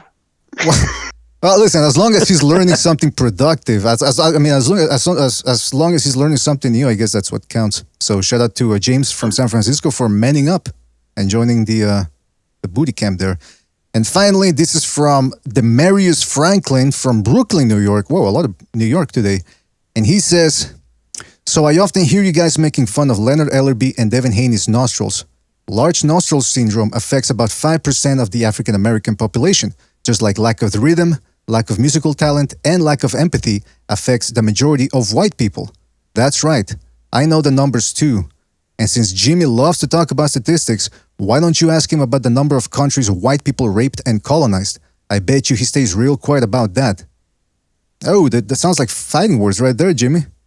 From Demarius Franklin. Does Demarius Franklin want to do the research on all the countries in Africa that are still doing the same thing to this day? No. Well, I mean, listen, that's his been opinion. doing that since basically the dawn of time, and how more white people were slaves over the west coast of Africa than black people ever were anywhere, and that's statistically proven by Thomas Sowell, a black man. I don't know. Maybe he wants to do his homework before he comes into a boxing show with Second Renaissance type of topics. Exactly. And by the way, that was very stereotypical about white people there. I mean, listen, I'm Mexican. I could give a shit. As long as he didn't attack me. But come on, you got to bring something better. Lack of musical talent. I mean, come on. How many white musicians have there been? Now, if you want to talk about a little bit more Rock and Roll Hall of Fame's full of them. Well, you know what? Actually, that's a good debate there for Second Renaissance. Which ethnic group has produced better music? I dare say the Asians. Lax, I've seen Bach, Beethoven, all the classical stuff. Come on, yeah, 400 years ago. For hundreds of years. Don't go there, Jimmy. Don't go there. Those are old guys, man. They're dead. I won't sink to that level. No, go ahead. Sink to that level, man. Come on. It's different types of music, and different people like different things, and some people like a majority of things from all sorts of ethnicities and backgrounds, like myself. So the musical talent is that was just a cheap shot to try and get under somebody's skin, because there's nothing factual to it. It's just someone trying to light a match to start something. But we came back with, and Jimmy didn't have to say any of this because he knew, and I know the same thing. So Jimmy was quiet because I spoke. Listen, Chief, it's at the end of the day, this guy, he's complaining about the past, as people tend to do. But I don't see him complaining about what's going on in New York right now, with a lot of other ethnic groups getting the shit kicked out of them. So he should, if he's really worried about social issues, he should focus on that. All right. So yeah, don't forget to write. Yes, indeed. Don't forget to write. Don't forget to write to our email. It's always open, and we're always here for you, fellas. Butcher, you still there? Butcher, okay. Yeah, I'm here. I just have to fucking unmute. Shout out to Kenshiro for his contribution with the super chat. He says Haney win like Taylor beating Hopkins to get the belts. Oh, Haney will win like Taylor beating Hopkins. So he means he won't really beat him. He's saying close decision. Well, I could see that happening. I think he's referring to Jermaine Taylor. Yeah. That's what I thought. Yeah, because those were two close decisions as well, right there. Shout out to Kenshiro for his contribution, and we got another phone call here. Let's see who's on the line. 678, you're on the air. 678, what's on your mind? Hit the like, hit the like, hit the like, hit the like. Hey, BDA. Yes. By any chance, would you do a film analysis of Pitbull versus Gamboa? Oh, come on. Soothsayer. You stop pulling my leg here, man. Come on, man. You laughing? Yeah, Isaac Cruz against a 44-year-old Gamboa, man. Come on. Come on. Hey, about the film analysis, am I mistaken, or the one that you released about 3 weeks ago, the Shakur Stevenson one, was the thumbnail somebody else first and you fixed it? That was a couple of weeks ago. No, I think that was the video before. Oh, okay, cool. I don't know. My OCD was like, I saw it, I was going to call. No, you did see it. Yeah, I remember. Film analysis. Yeah, why are you guys not supporting Pitbull, man? Come on. No, you're right, man. We should be supporting Pitbull because you know for a fact the PBC eventually is going to put him in there against somebody else. Another guy. Yeah, the rematch with Davis. That's right, yeah. I look at Pitbull kind of like, the chicken that escapes the slaughterhouse. Oh. He was meant for that. Well, mate, listen, if you are insistent upon us doing a film analysis on Isaac Cruz Gamboa, we gotta accept, man. We can't refuse you. So I guess now we're entitled. We're obligated to make it, man. Gotcha. And lastly, the Gonzalo clip that you highlighted, you put up there, that was awesome, man. I haven't been in the BDA church for a while, so that's pretty cool that you highlighted that clip. Which clip are you referring to? Drunk Gonzalo in the Philippines talking about a street fight and somebody he knocked out. Oh, you're talking about? Oh, yeah, that's an old video. I don't remember reposting that. That's from the countdown to Thurman Pacquiao. That's a legendary episode right there. It's still up. Anybody who's listening, go watch that. It's fucking great. Yeah, that build up to that Keith Thurman Pacquiao. We went on for, Butcher. How long did that stream last for? 8 hours? Oh, up until the wee hours. Yeah, 8 hours. Yeah, Jeez, 6 8 hours. And it's still up because it was less than 12 hours. Man. All right, Soothsayer, man. Yeah, taking us down memory lane. Yeah, that's it. All right, Soothsayer, man. Thank you for your call, and we'll catch you on the next one. All right, man? Sure. Take it easy, man. Yeah, that was a legendary episode, man. And I remember listening to that episode. I remember thinking, man, we haven't really. It's rare that we're pumped up for a fight like that, the way we were for Pacquiao Thurman, because that was gonna be, it was gonna be fun, man. It was power punching versus power punching. We haven't had any contest like that in a while here. But be that as it may. Oh, we got Stu jumping by. Stu, are you there? Stewberries.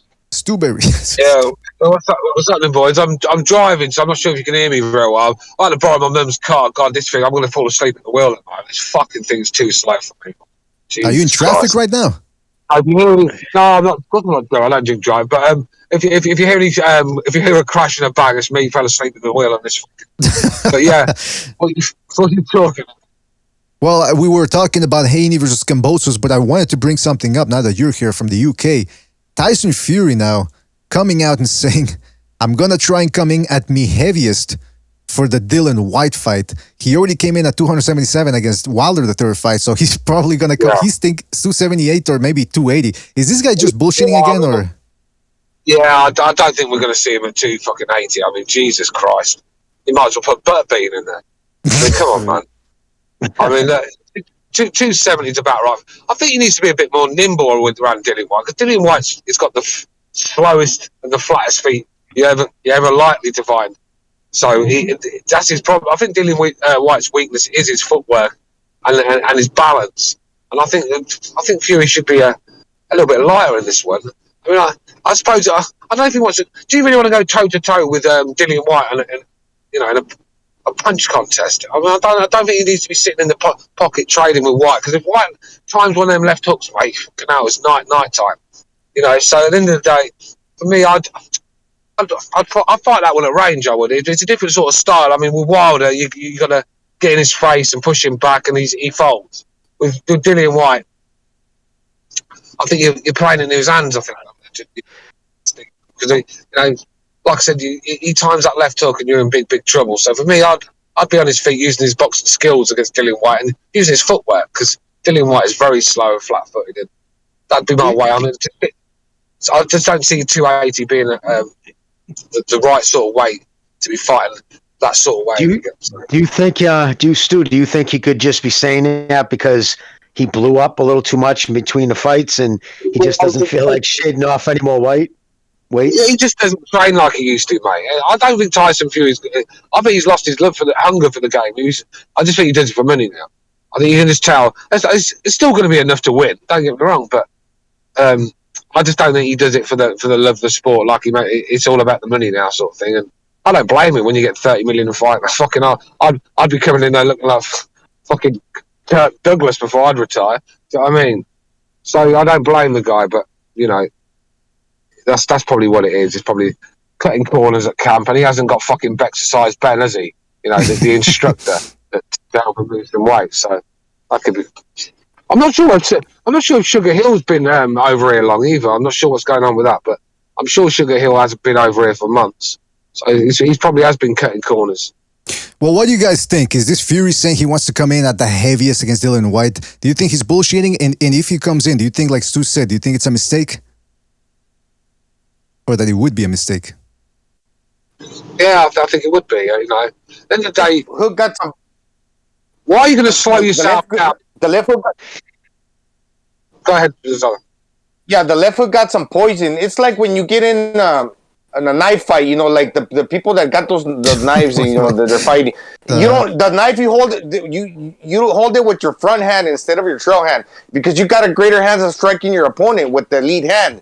So obviously, if Dillian White got power in the lead hand, that's where the power consists, and it's closest to his opponent. So he has a greater chance of fighting the target because it's right there within a short distance away from the opponent's head. So that punch got power, and he's going to be landing it all night if Tyson Fury is there to get hit. It's best serve him if he uses his length to stay away from the closest hand to you. Stay away from him. Totally agree with that one, Gonzalo. I think this is a different sort of fight to Wilder, where I said get in Wilder's face and maul him and take the fight to him. I think this is a different sort of fight because it's going to play into his hands. You know, Dillian White doesn't. He's going to struggle following Fury around the ring. I think Fury might have to fight in the back foot on this one and pick him apart a little bit and take his time with it. I just don't think it's one way you can be flying in, you know, with Dillian White, because if he fucking times that left hook, mate, God, yeah. You'll be waking up and be like 2030. I agree. I think he has to be lighter myself. I think he should come in like 260, 265 and be spry. I don't think he's got 260 in him, bro. I think it's... Was he 265 when he fought Klitschko, right? Yeah, but he's like 265. What's that? Was he when he fought Wilder the third time? Was he 275? I'll find out. 277, wasn't he? I can't remember. But I remember with Wilder, by the fourth round, he was guppy and his mouth was wide open. I both of them, actually. Tyson Fury gets a lot of second wins. Do you know what I mean? He's one of them where he just start looking like he's blowing, and then he comes to life again. You know, so I've never seen Tyson Fury really struggle to do 12 rounds. I don't think that's going to be the problem, because Dillian White's not going to bring a pace to him. That's going to trouble his tank, if you say. He's not going to be busy enough. You know, Dillian White's if he has to follow Tyson Fury around the ring, there's going to be a fucking long night for him. He's going to get nowhere near the guy. But 277 and 272 were his last two weights. Those were both against Wilder. He was 254 against Wallen, but that was in 2019. Yeah, I remember that. Yeah. See, I just, like you said, I just don't think he can get to them weights no more. And does he need to? I mean, if he's going to bring that trunk punching power stuff, I mean, he's become a bit of a puncher, isn't he? Let's be real. He's looking like he can punch a little bit since he's been with Sugar Hill, and maybe he needs that bit of weight to get that extra bit of power. I mean, like I said, with boxing, you tweak one thing and you lose something and something else. That's why you can't fuck around with too much. You know, stick to what works. I mean, Like I said, you can lose. When Wilder fought Fury, instead of doing what Wilder does best, what did he do? He went and followed what Tyson Fury did, putting far too much weight on, and his legs couldn't handle the top half of his body. The weight, his fucking legs were like jelly after the second. They just couldn't handle the weight. David Hayes was the same. David Hayes, what do you think David Hayes' knees keep fucking giving away? Because he's too top heavy. He's not meant to be that big. He's blowing up into that weight division. He's not meant to be that big, and that's why he's getting injuries. Yep. The mistake that I see that heavyweights could potentially make is there's no weight restriction. They can show up, anywhere above 200. That if they decide to come big, they're telling themselves, okay, I don't have to cut no weight. So basically, I'm not training as hard. We saw, like, when Andy Ruiz showed up on the scale, like, the day of the fight, when they fought, he gained, he went out, he ballooned up to 300 pounds. So you have to make some concerted effort to show up in shape. That way, you're telling your body, no, I'm just going to show up big. That means you don't take training seriously. Yeah, but the thing is, Gonzalo, Wilder doing that, it told me that he wasn't confident in what he was doing before. He felt like he had to get bigger to stop this guy. And I think if Wilder had stayed at the same sort of weight, I think he could have caused a few more problems in them second and third fight. I just think he was too top heavy. And when he started swinging and missing and he started losing his shape, his form went, and his tank went with it. And your will to win goes as well, and that's what everything goes. And that's what happened with Wilder. I mean, too top heavy, and it cost him. And this is the thing. You should always worry about what you're doing. Don't worry about what the other guy's doing. That'd be my advice to any boxer. When you start worrying too much about what they're doing, you lose focus on what you've got to do. Basically, by you like saying, okay, I'm going to show up big, could kind of be like a perfect excuse to trick your mind to saying, okay, I'm going to show up big, but that tells you maybe I'm not training as hard because I'm just going to show up at 280, 275. No, you still got to make a concerted effort to cut down, to be trained, and after you weigh in, you'll probably gain 10 pounds of weight just naturally. So, I mean, you still have to train hard. Well, you do. It's not like Canelo where you're fighting at 68 and you're just not going to cut the weight and show up at 75. No, these guys are big guys already. If you're that extra lazy, that you're just that extra bigger, and when you're that big, those extra pounds mean a lot because you're that more sluggish. I do have a question. Does anyone think that Tyson Fury, with his last two fights over the last several years because of how long it took for these to go together, is mentally changing his style to think he's mostly a pressure fighter now? And if so, if he fights this way, do you think it's going to cost him against anyone from Dillian White to whoever else he may fight, between Joshua, Usyk, and whoever else in the future, if he keeps that style? Well, you know what, man? Hold that question. Because we got somebody on hold here on a phone call, and I don't want them to go away. So we'll get back to your question there, Chief. 972, you're on the air. 972, what's on your mind? What's going on, BDA? What's up, man? What's on your mind, man? Thanks for having me, gentlemen. Really quick, just to touch on the topic at hand, as far as Haney Kambosos, I really like that fight. I feel like your browser. All right, yeah, okay. Now we should be back on the air here. Sorry about that, man. By the way, the caller, if you're still there, man, or you're still listening, rather, just call back, and we'll get you back on the air. But in the meantime, hold on a second. Let me see if we get the caller back here. Give me 2 seconds. Caller, can you still hear me? All right. Man, that fucking sucks, man. The internet has been going out in and out today. It wasn't just the first time today. Already dialed into this show. Hold on a second. Host is allowed Joe Biden said there were going to be cyber attack from Russia. Oh, yeah. Maybe it's cyber attacks from old mother Russia, man. Fuck the caller. Yeah, Bucho, I hate when the internet goes out, because then it fucks with the yeah, you gotta restart the phone lines. Fuck, sorry about that, caller, man. I think he's stuck in limbo now. Right? Whatever, just restart the phone lines. That's it, man. All right, so Chief, you had a question. I think that would be a good way to keep going here. Oh, it was mostly towards Stu on he making his comments about Tyson Fury on, do we think that with him fighting the same style the last two fights, putting on those weights of 270 plus, if his mentality is just, I'm going to put on a lot of weight and try to outmuscle everyone from now on and pressure fight, versus doing what worked for him all those other years of being this anomaly of 7-foot tall, 250-pound, nimble, boxer light on his feet. Does anyone think that's the mentality? I think you got a good point. I think you got a good point. I mean, I think that's the route it looks like he's going to go, and I just don't think that's the right way to go about it. Like, I think he should be versatile. I think he should. Each fight is a different fight, a different challenge. You can't just keep going in with the same game plan. This is why when they say styles make fights, only because some guys just can't change the style up. If something's not working, you change it. And that's the best part. They can versatile, like Lomachenko. Something you like about him, but when it's not working from distance, he takes it in the pocket.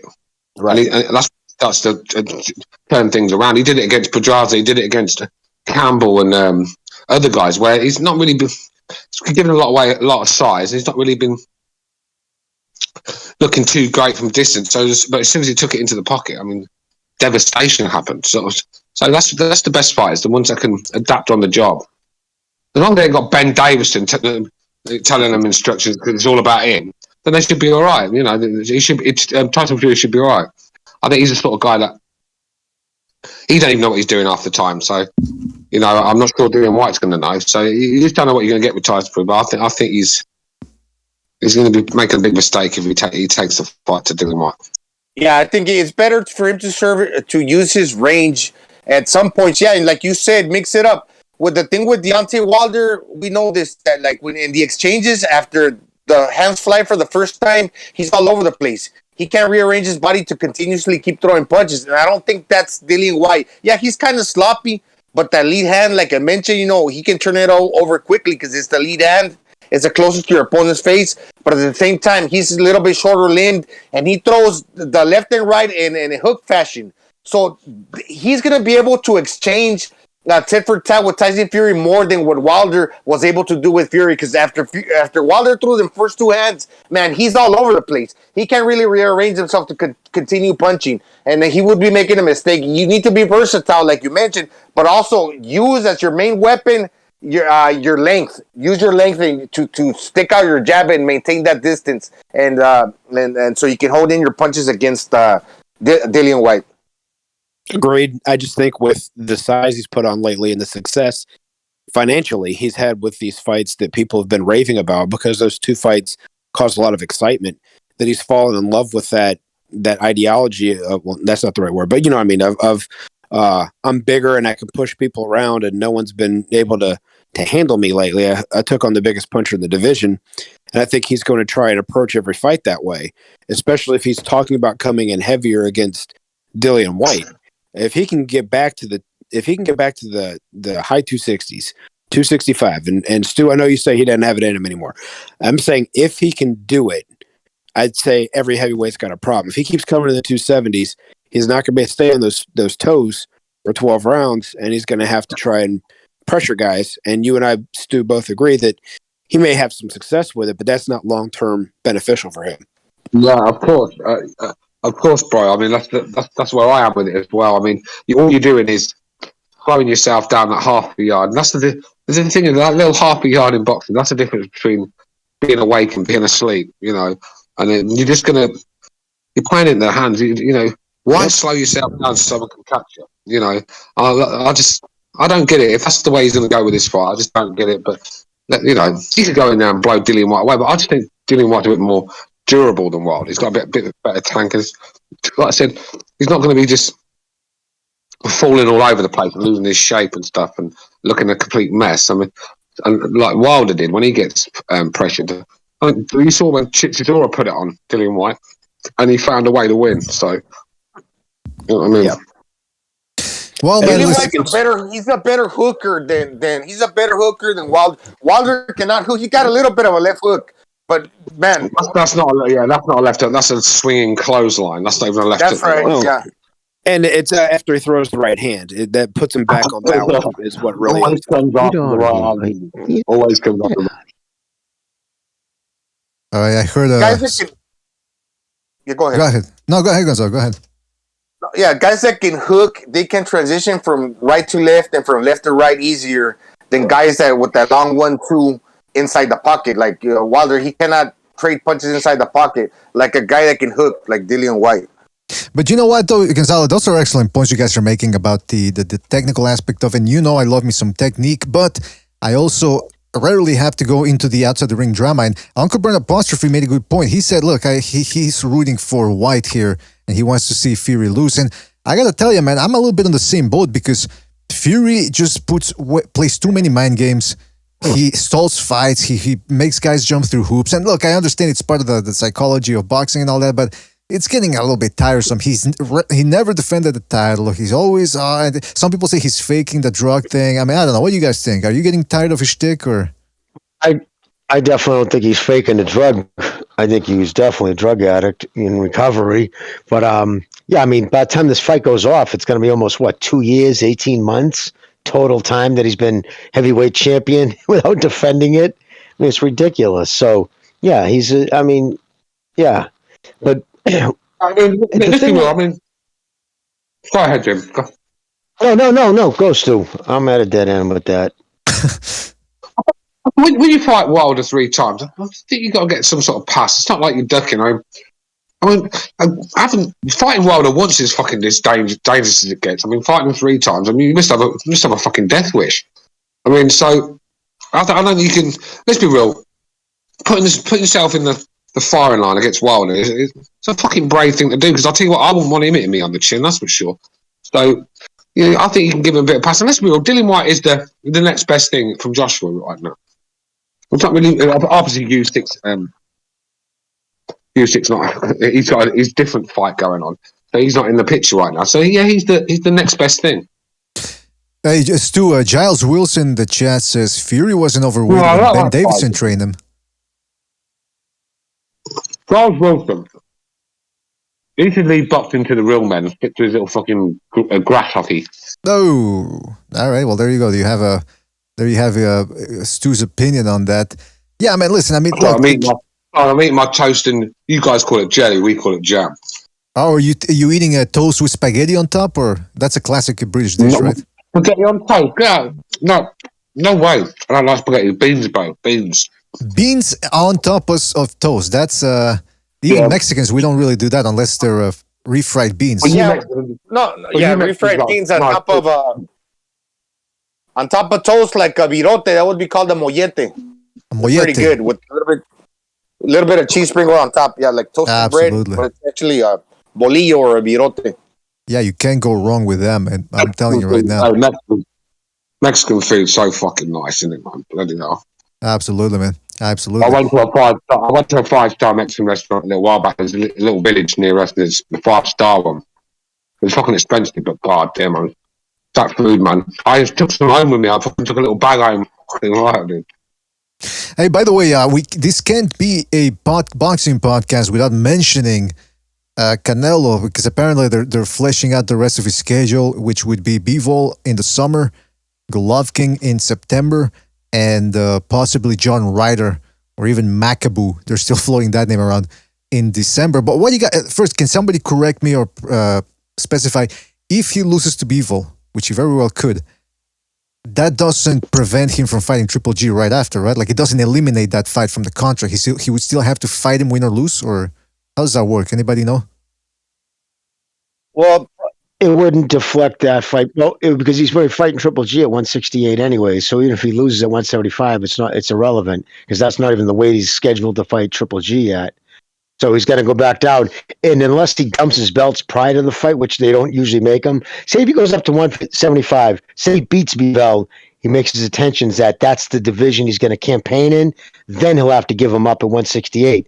But again, what happens at 175 is not going to affect Triple G at 168. And I don't even know, I mean, so that I'm sure that all his belts are going to be on the line, though, if he does fight at 168 against Triple G. Okay, again, he doesn't lose his belts if he loses at 175. Right. He still retains his belts. With me, that fight just doesn't.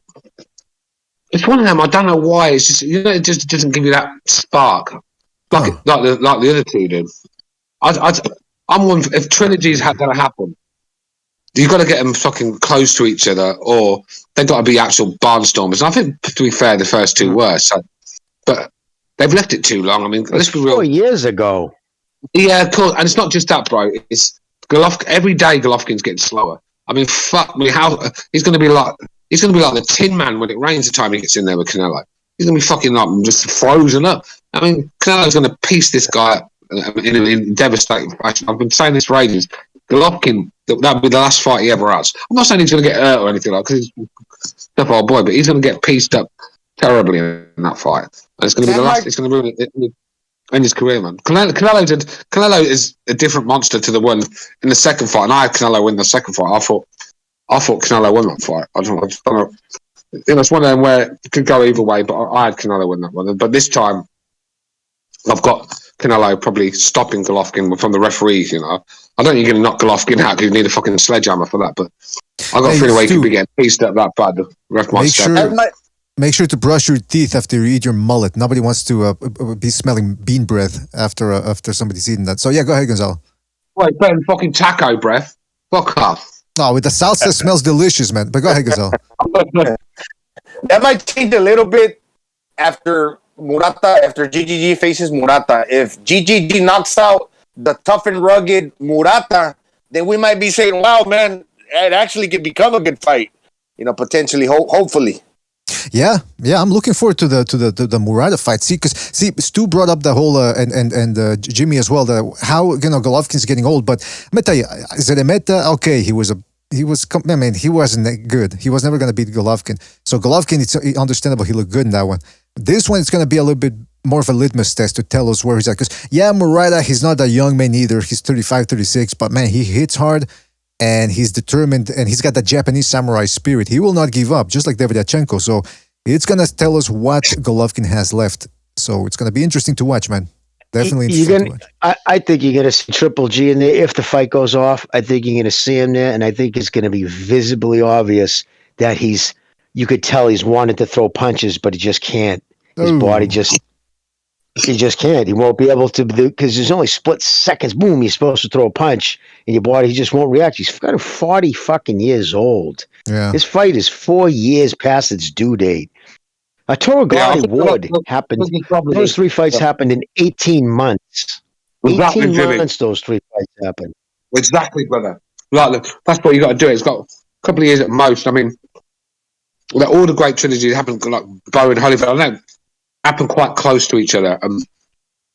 To leave it 4 years, I mean, Golovkin was past his best the last one. And the Golovkin's problem is his boxing brain's telling him what to do, but his body's not responding quick enough anymore. Yeah, we'll see. His wife's spending habits. Yeah, that's what we've been hearing, right, Jimmy? That supposedly she's living the California lifestyle. I've heard that from numerous sources, and I've heard it from sources who would know that his wife's taken full-heartedly to the Los Angeles lifestyle. Whoa. Man, that's dangerous right there, man. Dangerous right there. By the way, let's go to a phone call here. Sorry to the fella that we hung up on. Well, I didn't hang up on him. The lines went down. 972, you're back on the air. 972, hold on a second. All right, 972, you're back on the air. Can you hear us? What's going on, fellas? Yes. Sorry about that. Yeah, the phone lines went out, but you're back loud and clear, man. What were you going to say? All good, man. No worries. I won't take up too much time. As far as Haney Kambosos, I like the fight. It's going to clear up a lot of confusion at 135, and either way it goes, we're going to get a definitive answer.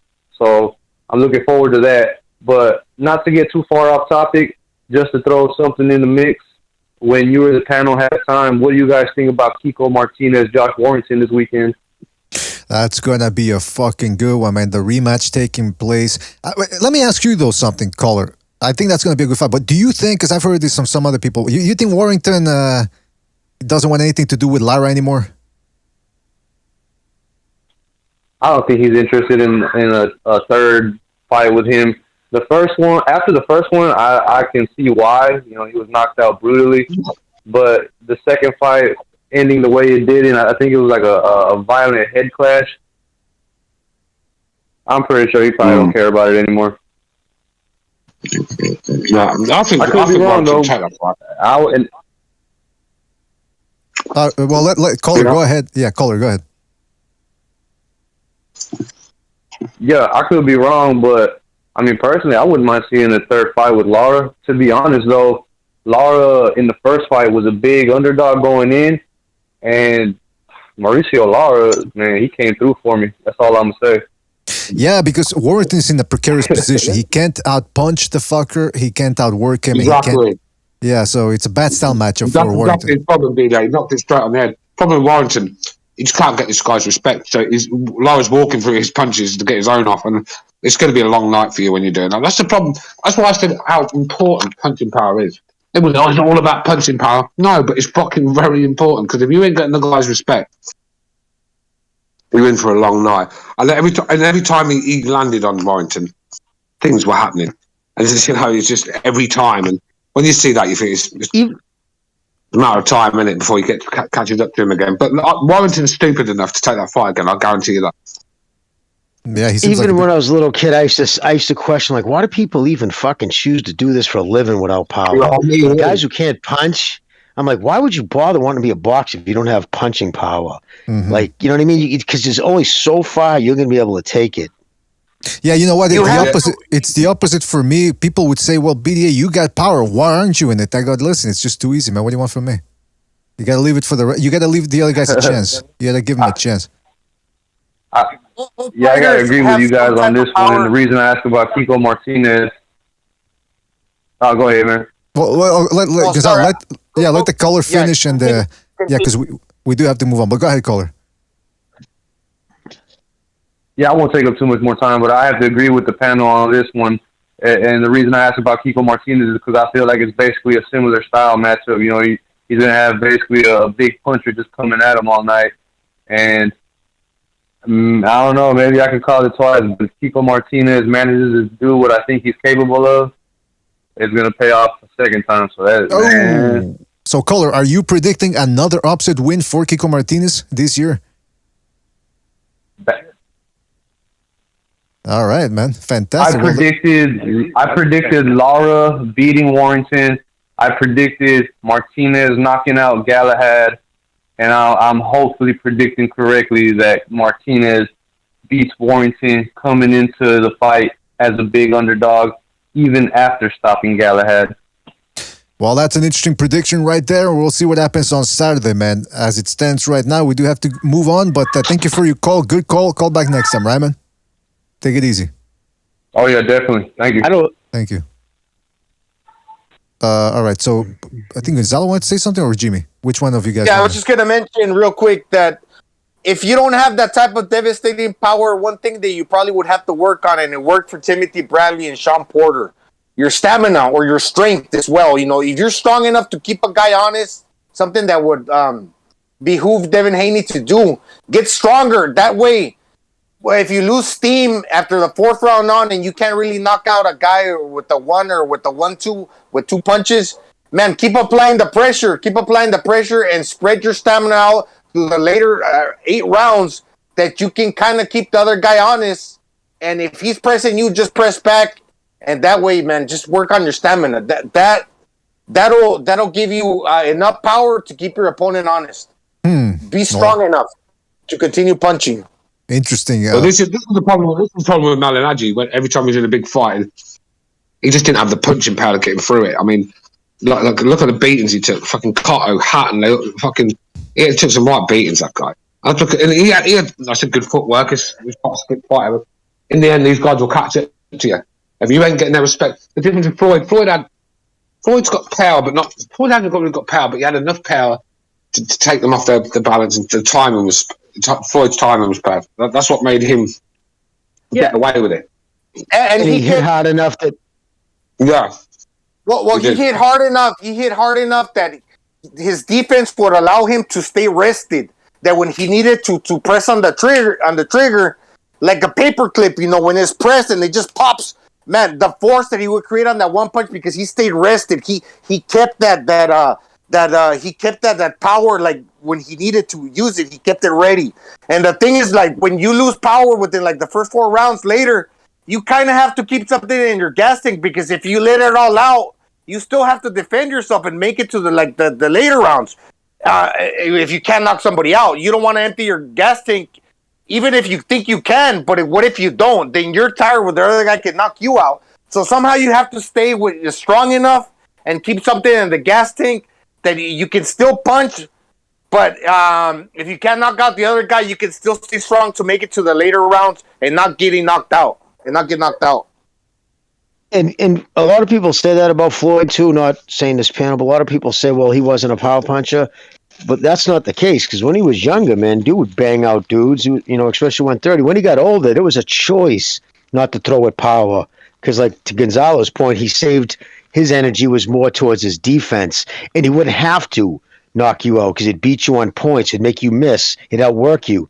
But if he wanted to hurt somebody and wanted to load up, Floyd Mayweather hit hard enough that he could stop most people in whatever division he was fighting in.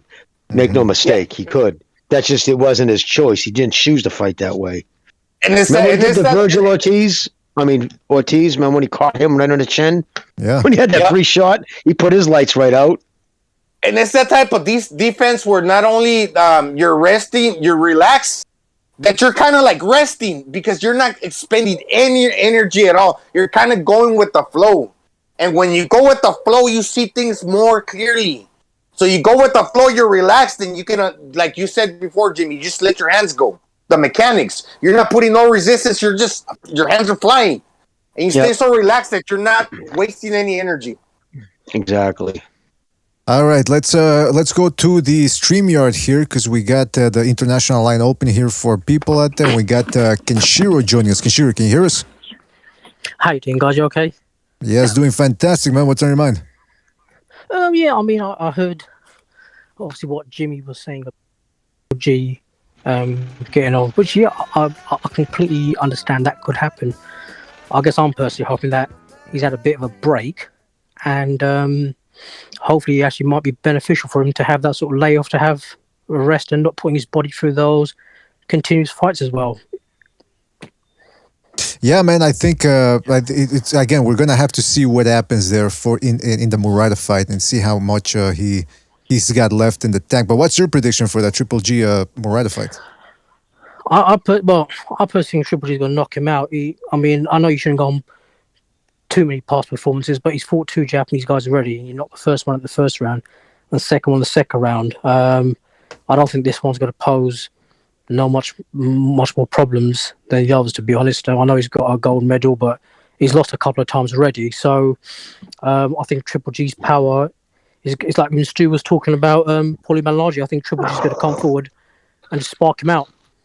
Interesting, man. Very interesting. I'm looking forward to that fight. Not that long now in the making. It's April the 9th, I believe.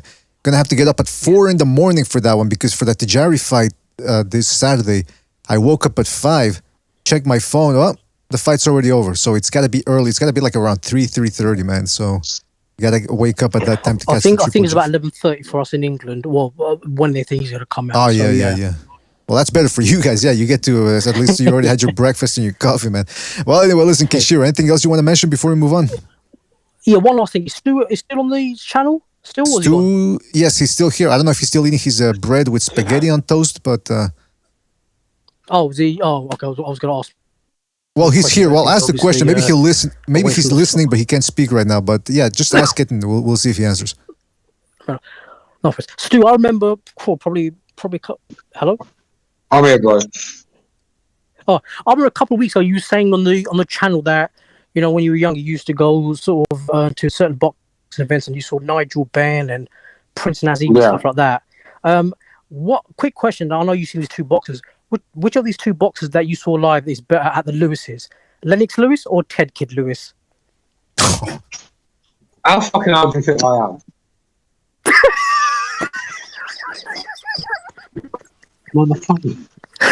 I'm only messing about. Yeah, he's asking you. Ted Lewis was a fucking fighter from the 30s, 40s. He during World War II, right? How do you think I fucking am? I said, tell you what, mate. Listen to Kenshiro laughing. He's squeaking like that cartoon dog. He did the fucking same thing to me the other day, dude. He asked me who was better, Mickey Ward or fucking what was it, Johnston? Jack Johnson, yeah. If he carries on talking to Nigel Benn, if he carries on like that, mate, I'm going to be Nigel Benn and he'll be Gerald McCallum. No! Nah, still I love you, man. You're a funny guy, and you and Jimmy guys are a fan of knowledge. I really appreciate and respect your guys' opinion. Yeah, you're a good lot for you too, for real. It's all good. It's all good. We got thick skin here. Absolutely. One very quick thing to Jimmy. I've heard a boxer's YouTube channel the other day. I just discovered it. Probably been on for a long time. Rummy's Corner. He sounds similar to you. Are you guys friends, or it's obviously not you talking, but he sort of sounds similar to you. He sort of seems to have the same mindset and knowledge as you. Do you know him? No, what's the name of the channel? Rummy's Corner. Rummy? Rummies, rummy, like you would call an alcoholic a rummy? Sort of. But honestly. Yeah, no, I've never heard of that. Yeah, Rummy's Corner. He's a brilliant. He sounds similar to you. He's got a fountain of knowledge. He's not a kid, and he sounds like he's got wealth of knowledge. And I thought, did you sort of? Because he sounds very sort of, he's not you obviously, but he sounds a bit similar to you. And I thought, I wonder if sort of Jimmy sort of knows him through the boxing channels and stuff. Yeah, no, I'm gonna check it out though. I'm curious. I like the name Rummy. Yeah, he's one of the RUMMYS Corner. Yeah, he's one of the big channels there because he does a lot of like mini documentaries. Like breakdowns and stuff like that about upcoming fights. So yeah, go check him out, man. And very similar to Jimmy in terms of the knowledge, the fountain of knowledge on old, sort of, the 40s boxers, the 50s boxers, and he's so astute. And I wonder if sort of Jimmy sort of was aware of him more and knows anything about him. Really, that's what it was. Yeah, check it out, Jimmy. It's a good channel, man. I appreciate it for the info. I'm gonna check him out for sure. Well, listen, Kenshiro, we do have to move on, man. But yeah. I'll leave you guys to it, and I'll see you guys next time. Thank you. All right, thank you, man. Enjoy your Friday there, the fights there on Friday. Yeah, well, thanks, man. All right. Thank you. Bye-bye. Take it easy, man. Yeah, man, that's Rummy's Corner. That's a good one, man. Now let's go to, we got more phone calls here. Nearing the end of the hour here. 111 wild card. 111, you're on the air. What's on your mind? Yo, what's going on, B? Oh, MMA champ. What's up, man?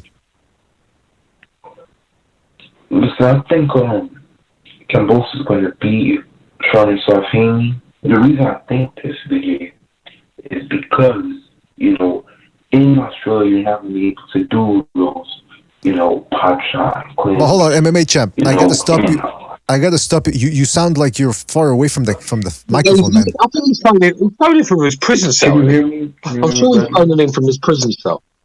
No, it sounds like you're far away from the microphone, man. Listen. No, man, no. Call back, all right, man? Call back. I'm going to take another call, but call. All right. Yeah, because I can't stay here on the line waiting for people to fix their lines. Make sure you're not on the Bluetooth, and make sure you're as close to your mic as possible, all right, fellas? People saying he's in the bog. All right, 301, you're on the air. 301, what's on your mind?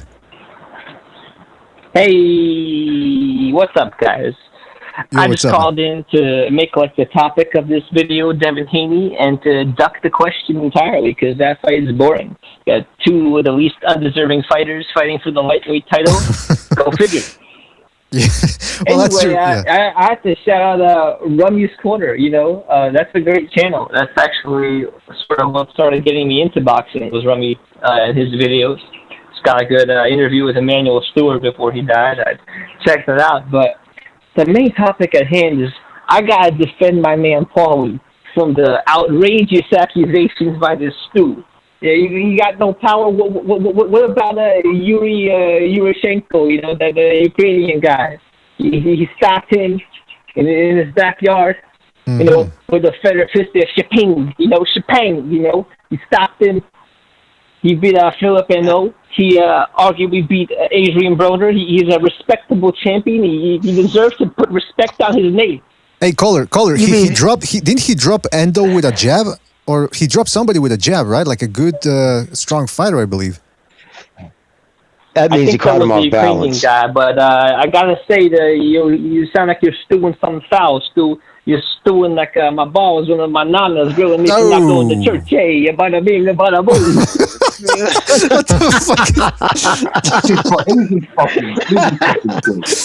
What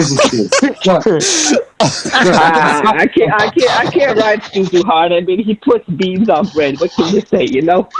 Well, it is what it is. Yeah, you're gonna take it easy on Stu from now on, is what you're saying. Good for you, man. Yeah, he's a good guy. I rate him. Paul, he deserves the respect. He's got balls. Unlike Conor, he got balls. He talks the truth. He went in there. He fought people. You know, he doesn't mince words. So, you know... Yeah, but listen, I'm not saying anything about Malignaggi. I'm not saying anything bad about Malignaggi. I'm just telling you the fucking truth. Every time he fought someone at the top, he got his ass whooped because he just didn't have enough punching power to get these guys off him. He had the skills. I mean, let's be real, his skills got him to... I'm really going to talk about the private fight. He lost a couple guys, but, you know, he beat some guys too, is all I'm saying. He got robbed too. He got robbed too a couple of times, let's not forget. Didn't he get robbed by Sanctioning? What is it robbed him? What was the best quote ever about Malignaggi? Dude floats like a... The best quote ever on Malignaggi: "Dude floats like a butterfly and stings like one too." Nah, come on. No, see, I agree with the caller. I agree with the caller. Paulie Malignaggi could crack. He dropped a lot more endo. He stopped Shevchenko or whatever the guy's name was. That stoppage against Hatton was bullshit. Yeah, he was getting beat up, but Buddy McGirt, you know, he's willing to stop the fight in the first round if he doesn't like a guy. If he sees this guy not throwing enough shots. So come, I agree with the caller wholeheartedly, man. Yeah, you're part of the family now, man. Let me tell you. Hey, thank you. You're part of my family too. You guys are like my distant uncles. All right, man. All right, man. Well, listen, good call. Call back next time, right, man? We need more people defending Paulie Malignaggi. All right. All right, take it easy. You have a good one. You too. he was cracking himself up there at the end. All right, man. Yeah, I agree, man. You gotta give Paulie a little credit there. And by the way, this guy keeps spamming the email. I left it open. We got more emails coming, and this guy I can't. I don't know what type of software he's using, but he's. Yeah, what is this? Okay, yeah. So this is okay. This guy wrote an essay essentially. Lou Red from Detroit, and he says, "I swear, every time I listen to this show, my heart skips a beat. Especially when these people criticize something they're clearly unfamiliar with. You guys were criticizing Ben Davison as if you knew better than him. The fact that you're sitting behind a screen and not in a corner leading a boxer to victory tells me all I need to know about your so-called experience. I've been training fighters for 44 years, and God willing, before I rejoin my sweet Loretta in heaven, I will train a world champion. I can't say this. Right. But hold on, let me finish. Let me finish the email. Guys, you ain't going to train a damn thing. 44 years, you still ain't got one. That tells me you're fucking useless. Get out of here, man. 44 years and you still ain't... No one knows who the fuck you are. No decent... Mate, all you are is... You hold a spit bucket. You're like Eubanks' old trainer. What? I can't remember his fucking name. The one that just sat in the corner and delivered fucking child. Get out of here, man. You could train a fucking dog to eat his dinner. Get out of here, man. Yeah, man, but let me finish. Okay, because he's still going on, this dude. He goes, I'll train a champion before I rejoin my sweet Loretta in heaven. I will train a world champion. I can't say the same about you, especially that British feller you got on your show. He mouths off something awful. I don't know how you do things over there in tea and crumpet land, but over here in the USA, we work for a living. Nothing's handed down to us. And if somebody barks, he better be prepared to bite. My fucking car would buy your house, you little fucking rat bastard. Oh. But let me tell you something now. Work for a living. Let me tell you something now. If you're working for a living, all right, yeah, 44 years as a fucking two-bob trainer. I bet you get paid minimum wage shit. I bet they even let you. I bet you get benefits as well because you earn that little. They let you have benefits as well, or welfare as you guys call it. Get the fuck out of you, white trash hillbilly motherfucker. Oh man, yeah, this guy, I mean, he went after everybody, man. And he goes at the end, he goes, you need an alphabet before you can read, and you fellers clearly don't know your ABCs. Oh, sounds like fighting words to me, man, let me tell you. But yeah, man, listen. Oh, listen, he could be 100% right. All I know is he's been doing that 44 years, and he knows me. I don't know him. Oh, that's a great point. Listen, if I may speak here for the rest of us as well, because he really singled out Stu there as well. But look, what Stu's saying and what we're all saying about Ben Davison is, okay, he's with the fighters, but has he really brought up anybody from the ground up? And on top of that, when he's training these guys, he tells them to do something, they try it out, it doesn't work, and then they switch it up by themselves and it starts working. So clearly there's a disconnect there from what Ben Davison is telling his fighters and what they're actually doing and what actually works. So listen, the book is still out on Ben Davison. He like Jimmy says, there's something going on with this guy who he's hypnotizing fighters. He probably knows how to sell himself. If he wouldn't be in boxing, he'd probably be selling used cars. Look, it's all well and good people saying, "Oh, what do you know about boxing? You're behind the screen. He knows this." Well, funny that, because go on record. I'm on record telling you how to beat Deontay Wilder, how to do it, what will for.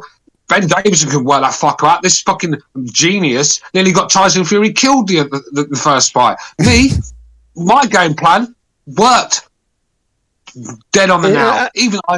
I even got the fucking round right that he'd crumble. I even told you the ref would stop. Mate, exactly, dude. I'm not going to be a boxing trainer, but let me tell you something now. I read fights a lot better than this guy. This guy turned fucking Josh Taylor into fucking, well, an average British standard fighter by the looks of him the other night. I mean, like I said before, I hate to repeat myself, Jack Catterall, Josh Taylor made him look like fucking Pernell Whitaker, for fuck's sake. And then you've got the guy, Wood, who Conlan fought. Now, let's be real, if it weren't for Wood's chin, it'd still be in a coma now. He was getting pieced up all fucking night. Getting smashed to pieces. It was only his toughness and will and grit and determination to win got him through that. Do you think Ben Davison's game plan got him through that? He even said that he didn't follow in the press conference at the end of the fight. He said, he said, so did Ben Davis's game plan? He goes, it would have if I would have done it. And they both started kind of laughing. And I'm telling you right now, Ben Davis, what he does, he's got a personality. He's obviously very animated. He jumps in the ring. He's fucking dry humping the dude in the middle of the fucking ring, for Christ's sake. So he's obviously full of energy. So I guarantee he's one of those dudes, you know, those personal trainers who's 5 o'clock in the morning, they're all bushy-eyed. Let's go, let's get on that truck. You're like, oh, what the fuck, dude? Chill. Like, so I guarantee you, he gets these guys, these fighters, and by the time they're world champions, they're already done with the fucking training camps. Gets old, and the parts that the trainers don't see. A lot of these old trainers, Freddie Roach and these guys, they're not doing road work with you. They're not fucking doing any of that shit. They're there watching you hit pads, going over some film, maybe other shit. Ben Davis is out running with you or driving along with you in a car, playing music, yelling out the fucking window. I guarantee you. So what he's done is he amps these dudes up, and that's what they probably need. Because I bet you know strength and conditioning, and he gets these guys in good condition, you know, lung-wise. Fury looked good in that first fight against Wilder. He wasn't sucking wind, but his approach was horrible. And then the other fight when this fucking Irish kid went out of the ring, he was winning the fight, so his approach wasn't even listened to. And then there was another one too, Josh Taylor. Yeah, look, he knows his boxing, I've said he's a world-class analyst. His future is in TV, in next Max Kellerman sort of thing, that sort of guy. He's knowledgeable, but that doesn't mean you can trust and read well. He can't read fights. He doesn't read situations very well. Well, like Jackson said the other day, Ramirez was there for the taking. And he was sitting there telling Josh to hold and stay on the back foot and use the jab. Get the fucking guy out of there. He's there for the taking. This is what I mean. All about him. Look, that game plan against Wilder in the first fight, the worst game plan you can ever do against Wilder. You will get slept eventually. I mean, just let's be real. Tyson Fury's chin and toughness got him up from that. Because let's be real, it weren't Ben Davison's game plan that got Tyson Fury off the canvas, was it? It was a game plan that fucking put him there in the first place. And not for nothing, but who are these guys that keep defending? I never remember anybody defending Robert Garcia this way or Freddie Roach. It's Ben, Jimmy, I think you might be onto something. I think he's a trainer 2.0. He knows how to use social media and other tricks that other trainers don't use in order to sell himself. Because, I mean, when's the last time we got an email from somebody defending, like I said, Robert Garcia or Freddie Roach or Eddie Futch from a long while back? You know, it's bizarre. And this noble idea that, you can't criticize a fighter because he gets in between the ropes and you don't. Well, listen, I'm not a politician, but I know when a politician fucks up and when he succeeds at something, and I can damn well criticize it. And that's the point of this show. We give our opinion. You don't like it, exactly. You're free to call in. Yeah. And you know what? I might not have done it, but my family, between fucking training, refereeing, fighting, and friends and family, listen, given enough, over 100 years to this fucking sport, I can sit back and shoot a little shit if I want. Mm-hmm. Oh, well. Exactly. John, Jimmy, the money I've spent on this shit over the years. Mm-hmm. Fuck me. For the Fury Wilder fight, like I see, like Stu predicted that Fury was going to win, and he even gave you a specific round, and it happened. I also predicted the fight, the same outcome, but they didn't get the round correctly. But a lot of people remember were saying that was a 50-50 fight. Mm-hmm. So, I mean, now all of a sudden, because I see Giles saying Stu wants a medal for predicting the Fury-Wilder fight. But the thing is, you probably had it a 50-50 fight. Exactly. I mean, right. and it's one. I picked Fury the first one. I don't know, but I didn't predict anyone could have picked the toss of a fucking coin. I told you how the fight would go, how to beat Wilder. I put it all in paper for you. Push him back, maul him on the inside. His tank will go, his shape will go. He'll start feeling sorry for himself, which happened. The punch him when he starts missing and swinging, then he start losing some power. I said this guy will fold, and inside 7 rounds, the ref will step in and save him. Fucking hell! What do you want me to say? Ben Davison, the genius, the expert, Ben Davison, he came out of the game for just keep dancing around in his range and just hope he misses you. That's basically his game plan. Fucking 36 minutes with Deontay Wilder, mate. He's going to catch you eventually, and look what happened when he did. And listen, I can safely say that everybody on this panel knows their shit. Otherwise, it wouldn't be here. And I'm not saying we always get it right, but even when we get the decision wrong or whatever, the fight sometimes still plays out the way we expect it, because it's not that hard. Once you get the fighter styles down and you watch enough tape on them and you watch enough boxing, the action is gonna go a little bit or less or a little bit more the way you said it. And that's the way it's been with Stu, with Jimmy, with Gonzalo, with Recognize, with Bucho, Chief. I mean, it's not a coincidence, man. So, but yeah, go ahead, Jimmy. So many guys pick fights because they look at a guy's physique. They'll do something like that. Going into the first Wilder Fury fight, when Ben Davis was training him, going off his last 2 performances in his condition, we looked at a weigh-in. My prediction of that fight was Fury by decision, unanimous decision. But think about the difference going into the second fight. All right, just to Stu's point, how much I knew the difference from going from Ben Davis to Sugar Hill, because we got tape on it. There's receipts. Why would I have gone from unanimous decision Fury to the next fight? I said Fury 4th round stoppage. And a guy who's known as a feather-fisted guy. Think about it. Fury was known. Doesn't even hit hard. Wilder was laughing about it at the press conference, and yet there I am saying 4th round stoppage. Why would I have done that if I don't know what I'm talking about? If I don't, knowing Sugar Hill, the way he was going to train him, knowing that style, he was going to get in his face. Don't let him get out at the end of his punches. Why would you stand and try to out jab and stay at distance with somebody who the crack of the whip, the hardest punch he's going to hit you is when he's at full extension on the right. You get in close to that. Beautifully said, brother. This expert, Ben Davison, couldn't see that, but people like me and you, Jimmy, are just normal boxing fans that, just fans. And we can see it, this fucking genius can't see it. I'll tell you what, the only thing he's genius is putting his fucking Ronald McDonald fucking clown suit on every Saturday and doing a show for the kids. Hey, can I say something? Though to because we got to defend ourselves too from Lou Red. He was quite vociferous there. But may I also say to Lou Red, listen, I respect your opinion and I respect your experience in the time you put in there. 44 years, that's no cakewalk, a duck walk. No, I was going to say the same thing. Good. Yeah, but if you want to disagree, that's fine. I don't want to deter people from. He ain't getting respect off me. No, he's not getting 44 years and he's still a fucking nobody. Get out, he must be useless at his job. Well, he shit on all of us too. He said none of us know what we're talking about. So you know what I mean? Yeah, he was, but whatever. I just, if he really has done 44 years and he's not just hyperbole and some bullshit, if he's actually been training dudes and working the images, good on him.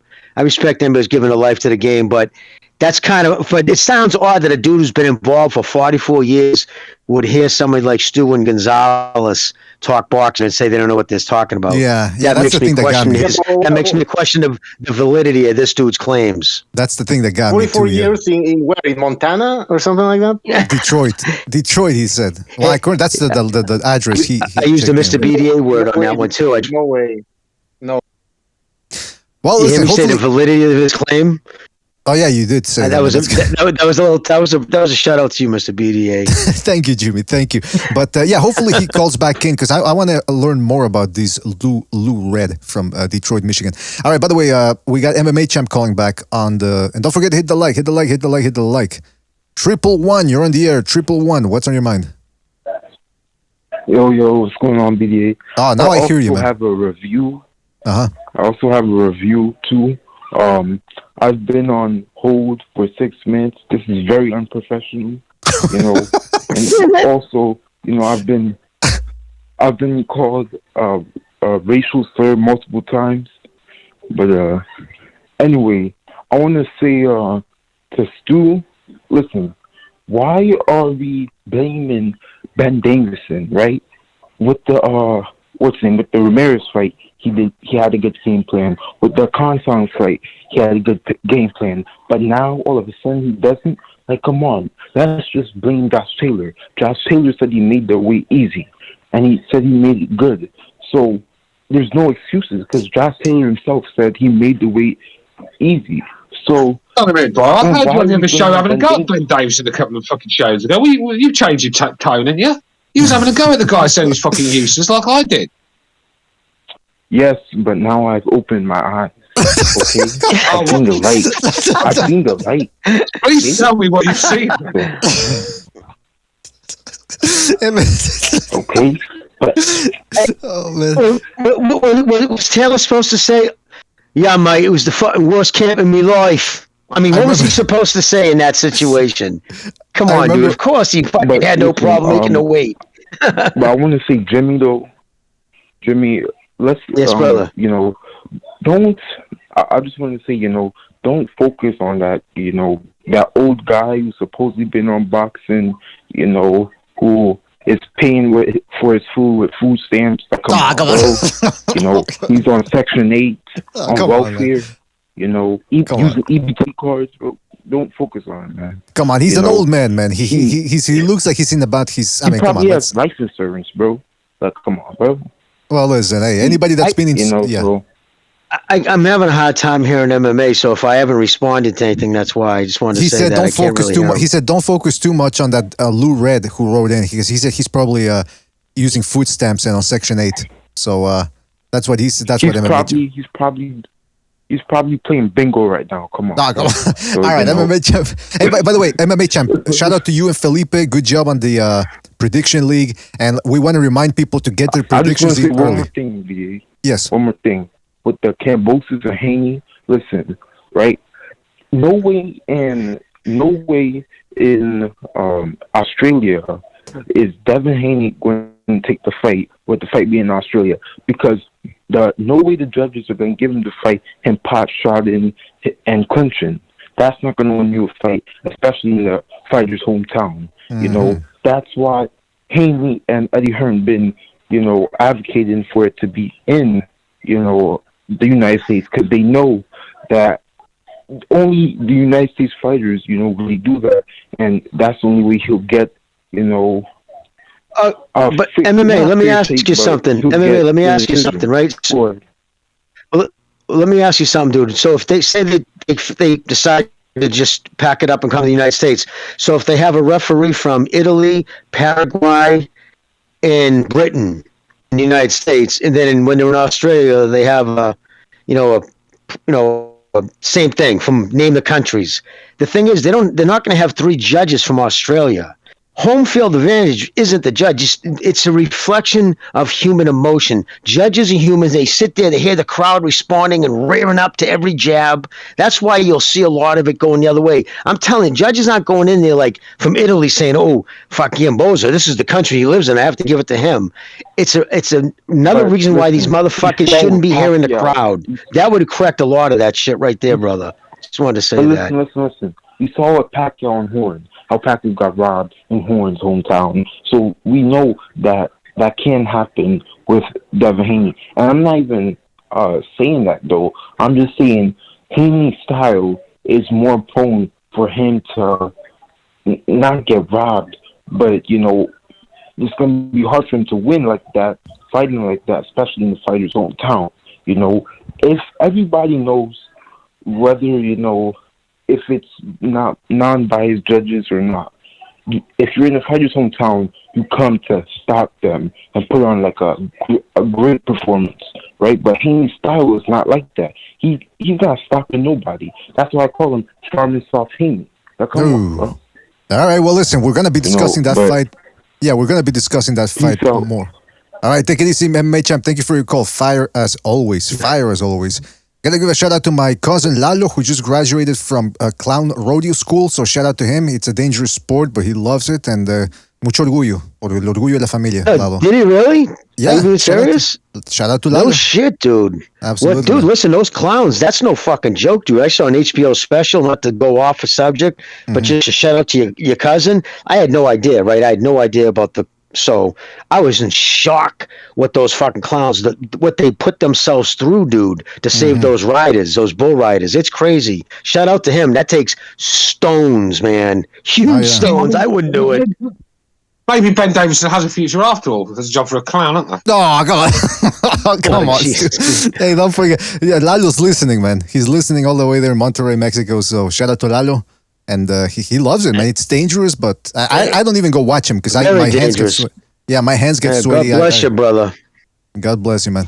All right, well, listen, don't forget to hit that like button, fellas. I see not enough people have hit the like button. That's not good, man. We got to make progress over here. And shout out to Ryder of the Storm for his contribution to the Super Chat. Shout out to Ryder, and he says, Haney will get beat like an Australian stepchild. Oh. But wait a minute, is an Australian stepchild something like a redheaded stepchild? Is that what? I don't know. I don't get it. But shout out to Ryder of the Storm for his contribution. Always appreciated. Like we said, hit that like. Listen.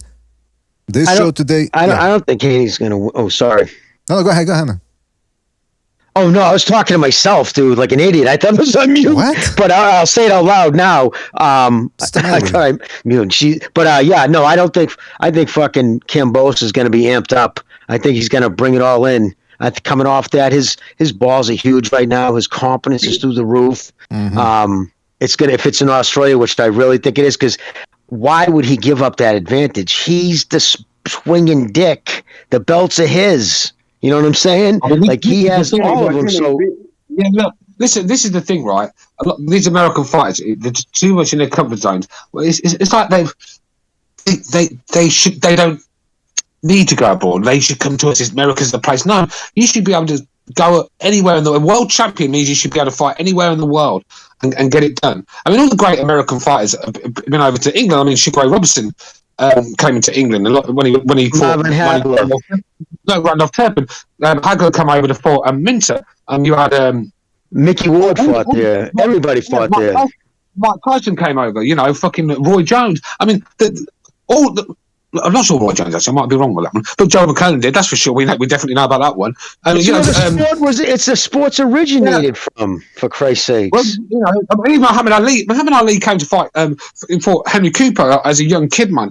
And you know, that's what you got to do to make yourself great world champions. I mean, look, Ali fought everywhere around the world. That's why he's classed as the great. You know what I mean? You can't just have it in your comfort zone. That's what I mean. That's why I lost respect for Joshua, really. You know, he left his comfort zone for once and he had a panic attack. I mean, come on, man. Yeah, that was bizarre. What I understand is that over here on this show, most of us believe that Kambosos against Haney is going to be a close fight. You know, some people are picking Haney, others are picking Kambosos, but I think we all agree that it's going to be a tough fight, competitive fight.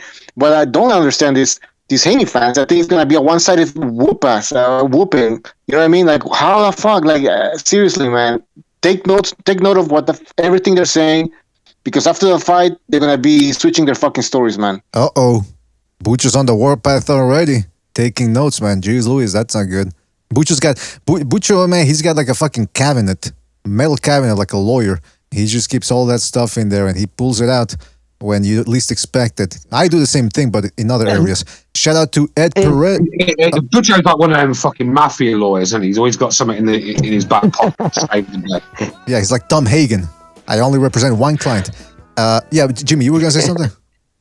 No, I was going to say, too, with Haney's obviously his most important weapon is going to be his jab, his length. Mm-hmm. He's going to try to use his athleticism and stick him. Every time he looks like, all right, the rhythm is this. You start getting the fighter's rhythm, right? Just do his movement. You'll know when he's about to do certain tells before he moves. Once you get his rhythm down, then you'll just, before he gets to that point, you stick him with a jab. Boom, you keep him off his rhythm. You're always getting him exactly set up, having him set up. So Kambosos knows that. So he's going to have to eat that jab. He knows he's going to have to eat that jab. He has a high guard, too. Mm-hmm. I think he's got a strong motor. I think he's going to keep his guard up high. I think what he's going to do is try to time it when he's going to throw a feint. Haney's going to bite on the feint as he goes to jab. He's going to jump in with one of those hooks, and he's going to rock the young lad, and he's not going to recover. And I think he's going to get stopped. Who do you think is going to get stopped? Kambosos? I think Kambosos might stop him in the later rounds. Behind the sneak, because with the sneaky left like that, high guard. And what you said, Jimmy, is spot on. When it comes, I mean, this is what made Floyd the fight he was, because Floyd, he read the shots before they were thrown half the time, and that's why you don't get knocked out, because you see it coming, you brace yourself. Exactly. And Floyd, that's why he was so hard to hit, because Floyd just on a little bit of movement, he just knew what to look for, and that you can't teach that. That is unteachable in a boxing ring. That is a talent he's been brought with, and that's what's got him this far. Because let's be real, it's not his devastating punching power, it's not his work rate. It was his timing and his know-how. He knew what shots were coming. I mean, he's very hard man to hit clean, Floyd. That's why when you get to beat Floyd, you've got to do what Madonna did. You've got to maul him, smother him, everything. Yep. It's going to have to come from a punch they don't expect. Because he's classically trained. Floyd, like most greats, see things at a slower pace. Most guys, when you play at any level, you get nervous, right? It's like the pass on your stick right in front of the goal. You get all goofy. Baseball, you swing it. It's the same thing, right? Yeah, Floyd, these guys, what it is, because Tom Brady, perfect example, you can use the quarterback. Everybody's like, how could that dumpy dude who can barely run win 7 Super Bowls? It's because his brain, he gets up at the line, he reads the defenses, and then he'll know if somebody's bluffing a fucking, and because he can do that, that's what Floyd does. And because he's reading it, he's got time. He's giving himself that extra half a second, and he's not panicking. Exactly. But not only that, you have to also have the combination in the sense that you can still take a shot when you need to, because you're eventually going to get hit. We saw with like the older Mayweather, he got hit by Mosley, and throughout his career, Top Corley, other fighters. If you get put on Queer Street, you still got to get out of that tough situation. And there's going to be a moment where Devin Haney's going to have to. He's been through that, but he can't go. He can't have it like to where he's going to tie up for 2-3 rounds because he's going to lose a fight. Yeah. Where he comes out of the storm, swinging and prevailing and winning those exchanges. Mm-hmm. He has to learn how to fight in the pocket. Exactly. And Gonzalo, let me ask you guys, because you would know better than I, because I don't remember most of them, but I don't remember Floyd ever getting caught with a clean, like, a 1-2 right, like an overhand clean right. It's always a shot that he didn't see coming, winged from an odd angle, because of his ability to, because he reads what you're doing. He's one of those guys who can get your timing. He just gets your timing down. Once he gets your timing, that's why guys, why does everybody get quit against Lomachenko? That pisses a lot of people off. Pisses haters. Why do these motherfuckers quit? It's not that he's beating them up. They become so fucking mentally exhausted trying to figure out what he's going to do next. What's that, Bucho? No, he did it to Nicholas Walters, and we haven't seen the guy since. He just got he's in the hills in Jamaica somewhere getting stoned every night. He just don't want no pop boxing again. He took his soul from him. I mean, very. When you're Nicholas Walters and people are calling you the Axeman and everyone, and when you come to the fight and this guy's just tearing you apart in every form of boxing. These big punches, they lose the will to win after a while. You saw it with Matisse. As soon as these big shots weren't landing and he was getting big shots in return, he'd fold and he'd give up or find a way out, and that's what big punches do. And that's why Wilder, when he hit Tyson Fury and nothing was happening, he sort of like lost the will to carry on, because he was getting it in return as well. A lot of these bullies, they're good at throwing their hands and throwing big shots and knocking people out, but when it's coming back at them, but Lomachenko, what he does too, right? How he gets them tired, like. Axeman was a great counterpuncher, had hammer hands too. That kid could crack, and everybody knew it. But that's what he was looking for. But what it was with Lomachenko, he varies his attack nonstop. One round, this hand's moving this way. He's exiting out this way. He's just doing everything in an extra step. That's why he's doing those brain exercises, because it's constant memory. He has to remember what he's doing and these guys can't figure out his timing. And when you can't get, then you end up like Rigondeaux. Remember Rigondeaux? It's almost like he was caught with a deer in the headlights, because what he was doing, he's sitting there looking at his feet, he's looking at his midsection, he's like, okay, wait, okay, wow, what the fuck? And then as he's doing it, the dude's jumping in and hitting you. Pop up, pop up, pop up, jumping out at a different angle, hitting you. It's exhausting. And guys quit. They're like, he did. He said, remember at the end of the 7th round, he pointed to fucking Teddy Axman. He goes, haha, next round. And the Axman just put his palms to the ceiling, turned to the ref and goes, nah, I'm done. Yeah. And he goes, this guy could not hit him. He kept saying that. I could not hit him. The most draining fighter to fight. He must be an absolute nightmare to fight. I mean, he just takes your soul and your brain from you, and that's Chocolatito. The way he changes at the pace, the angles he comes from. He'll sit there and throw 3-4 pitter patters, then 3 big ones will come behind, or he'll start with a few big ones and a few pitter patters. He's constantly moving and pivot. That guy, Calvin fired, thought he could box. He thought he was a good boxer until he fought Chocolatito. I mean, Chocolatito took this guy's soul from him. I don't think we've seen him since. Yeah, I mean, excellent point. That's what he does. That guy, man. I mean, that's what he does. I mean, to beat Chocolatito, you've got to be like Rung Vasai. You've got to be a big, strong, powerful guy who's got a massive right hand and a world-class counterpuncher. You know, what was your prediction? What was your prediction for the Chocolatito fight recently? Were you on that show? No, I didn't. I was actually moving. I missed a bit of boxing because I was through the. I was actually moving my house. I actually moved in with this girl for a little bit. Soon fucking moved out. But yeah, I just didn't get a chance. She doesn't have all that sky. All mine got burned. I had a house fire, didn't I?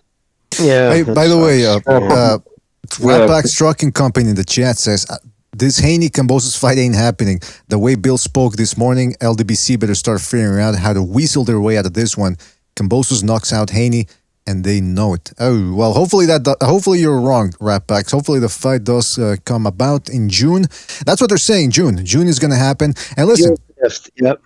We got a long way to go, so we're gonna be keeping our eye on it. And don't forget this Saturday. Oh, if you're in the prediction league, make sure to get your predictions early. You still got time to do a little film study if you're unsure of what's gonna be taking place. Miguel Berchelt taking on Nakatila. I gotta tell you, if Berchelt can beat Nakatila in more impressive fashion than Shakur Stevenson, he will be making a statement indeed. This fight taking place at lightweight, it will be a 10-rounder. That same day, you got, like one of the callers mentioned, Kiko Martinez versus Josh Warrington, the rematch of a close fight from a couple of years ago. Martinez looking to pull off another upset this year. And Tim Tszyu versus Terrell Gosha from Minnesota on Showtime. What's the undercard here? Man, it's pretty good. Joey Spencer's fighting. There's also another fight in Dubai. Goodness gracious, they're hauling a lot of cards on the weekly. Mike Perez versus Vasil Dukar. And Maidana's fighting Yao Cabrera in a 6-rounder. Oof. I'm not gonna. Did you see Maidana? That's Maidana's son, right? Or his nephew? It says Marcus Maidana. Oh my God, he's really trying to come back. I think it's his brother. So there's two Marcus Maidanas? That's interesting. Well, and I saw there's a 6-rounder. That's odd. Yeah, for a kid. Yeah, it would have to be a. And somebody posted a photo of Maidana with fake abs.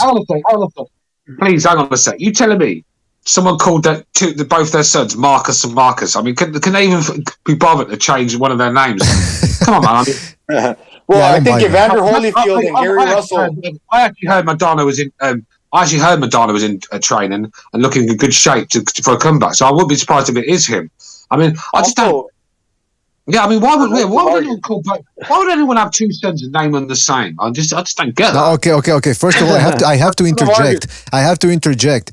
It is Marcus Maidana because there's not two Marcus Maidanas, and apparently Cabrera. Yeah. Apparently Cabrera is some sort of YouTuber, so it's a gimmick fight on the undercard over there. Oh, gimmick. Okay, yeah. All right, a gimmick. It is. Yeah, Marcos Maidana is fighting. Yeah, that's right.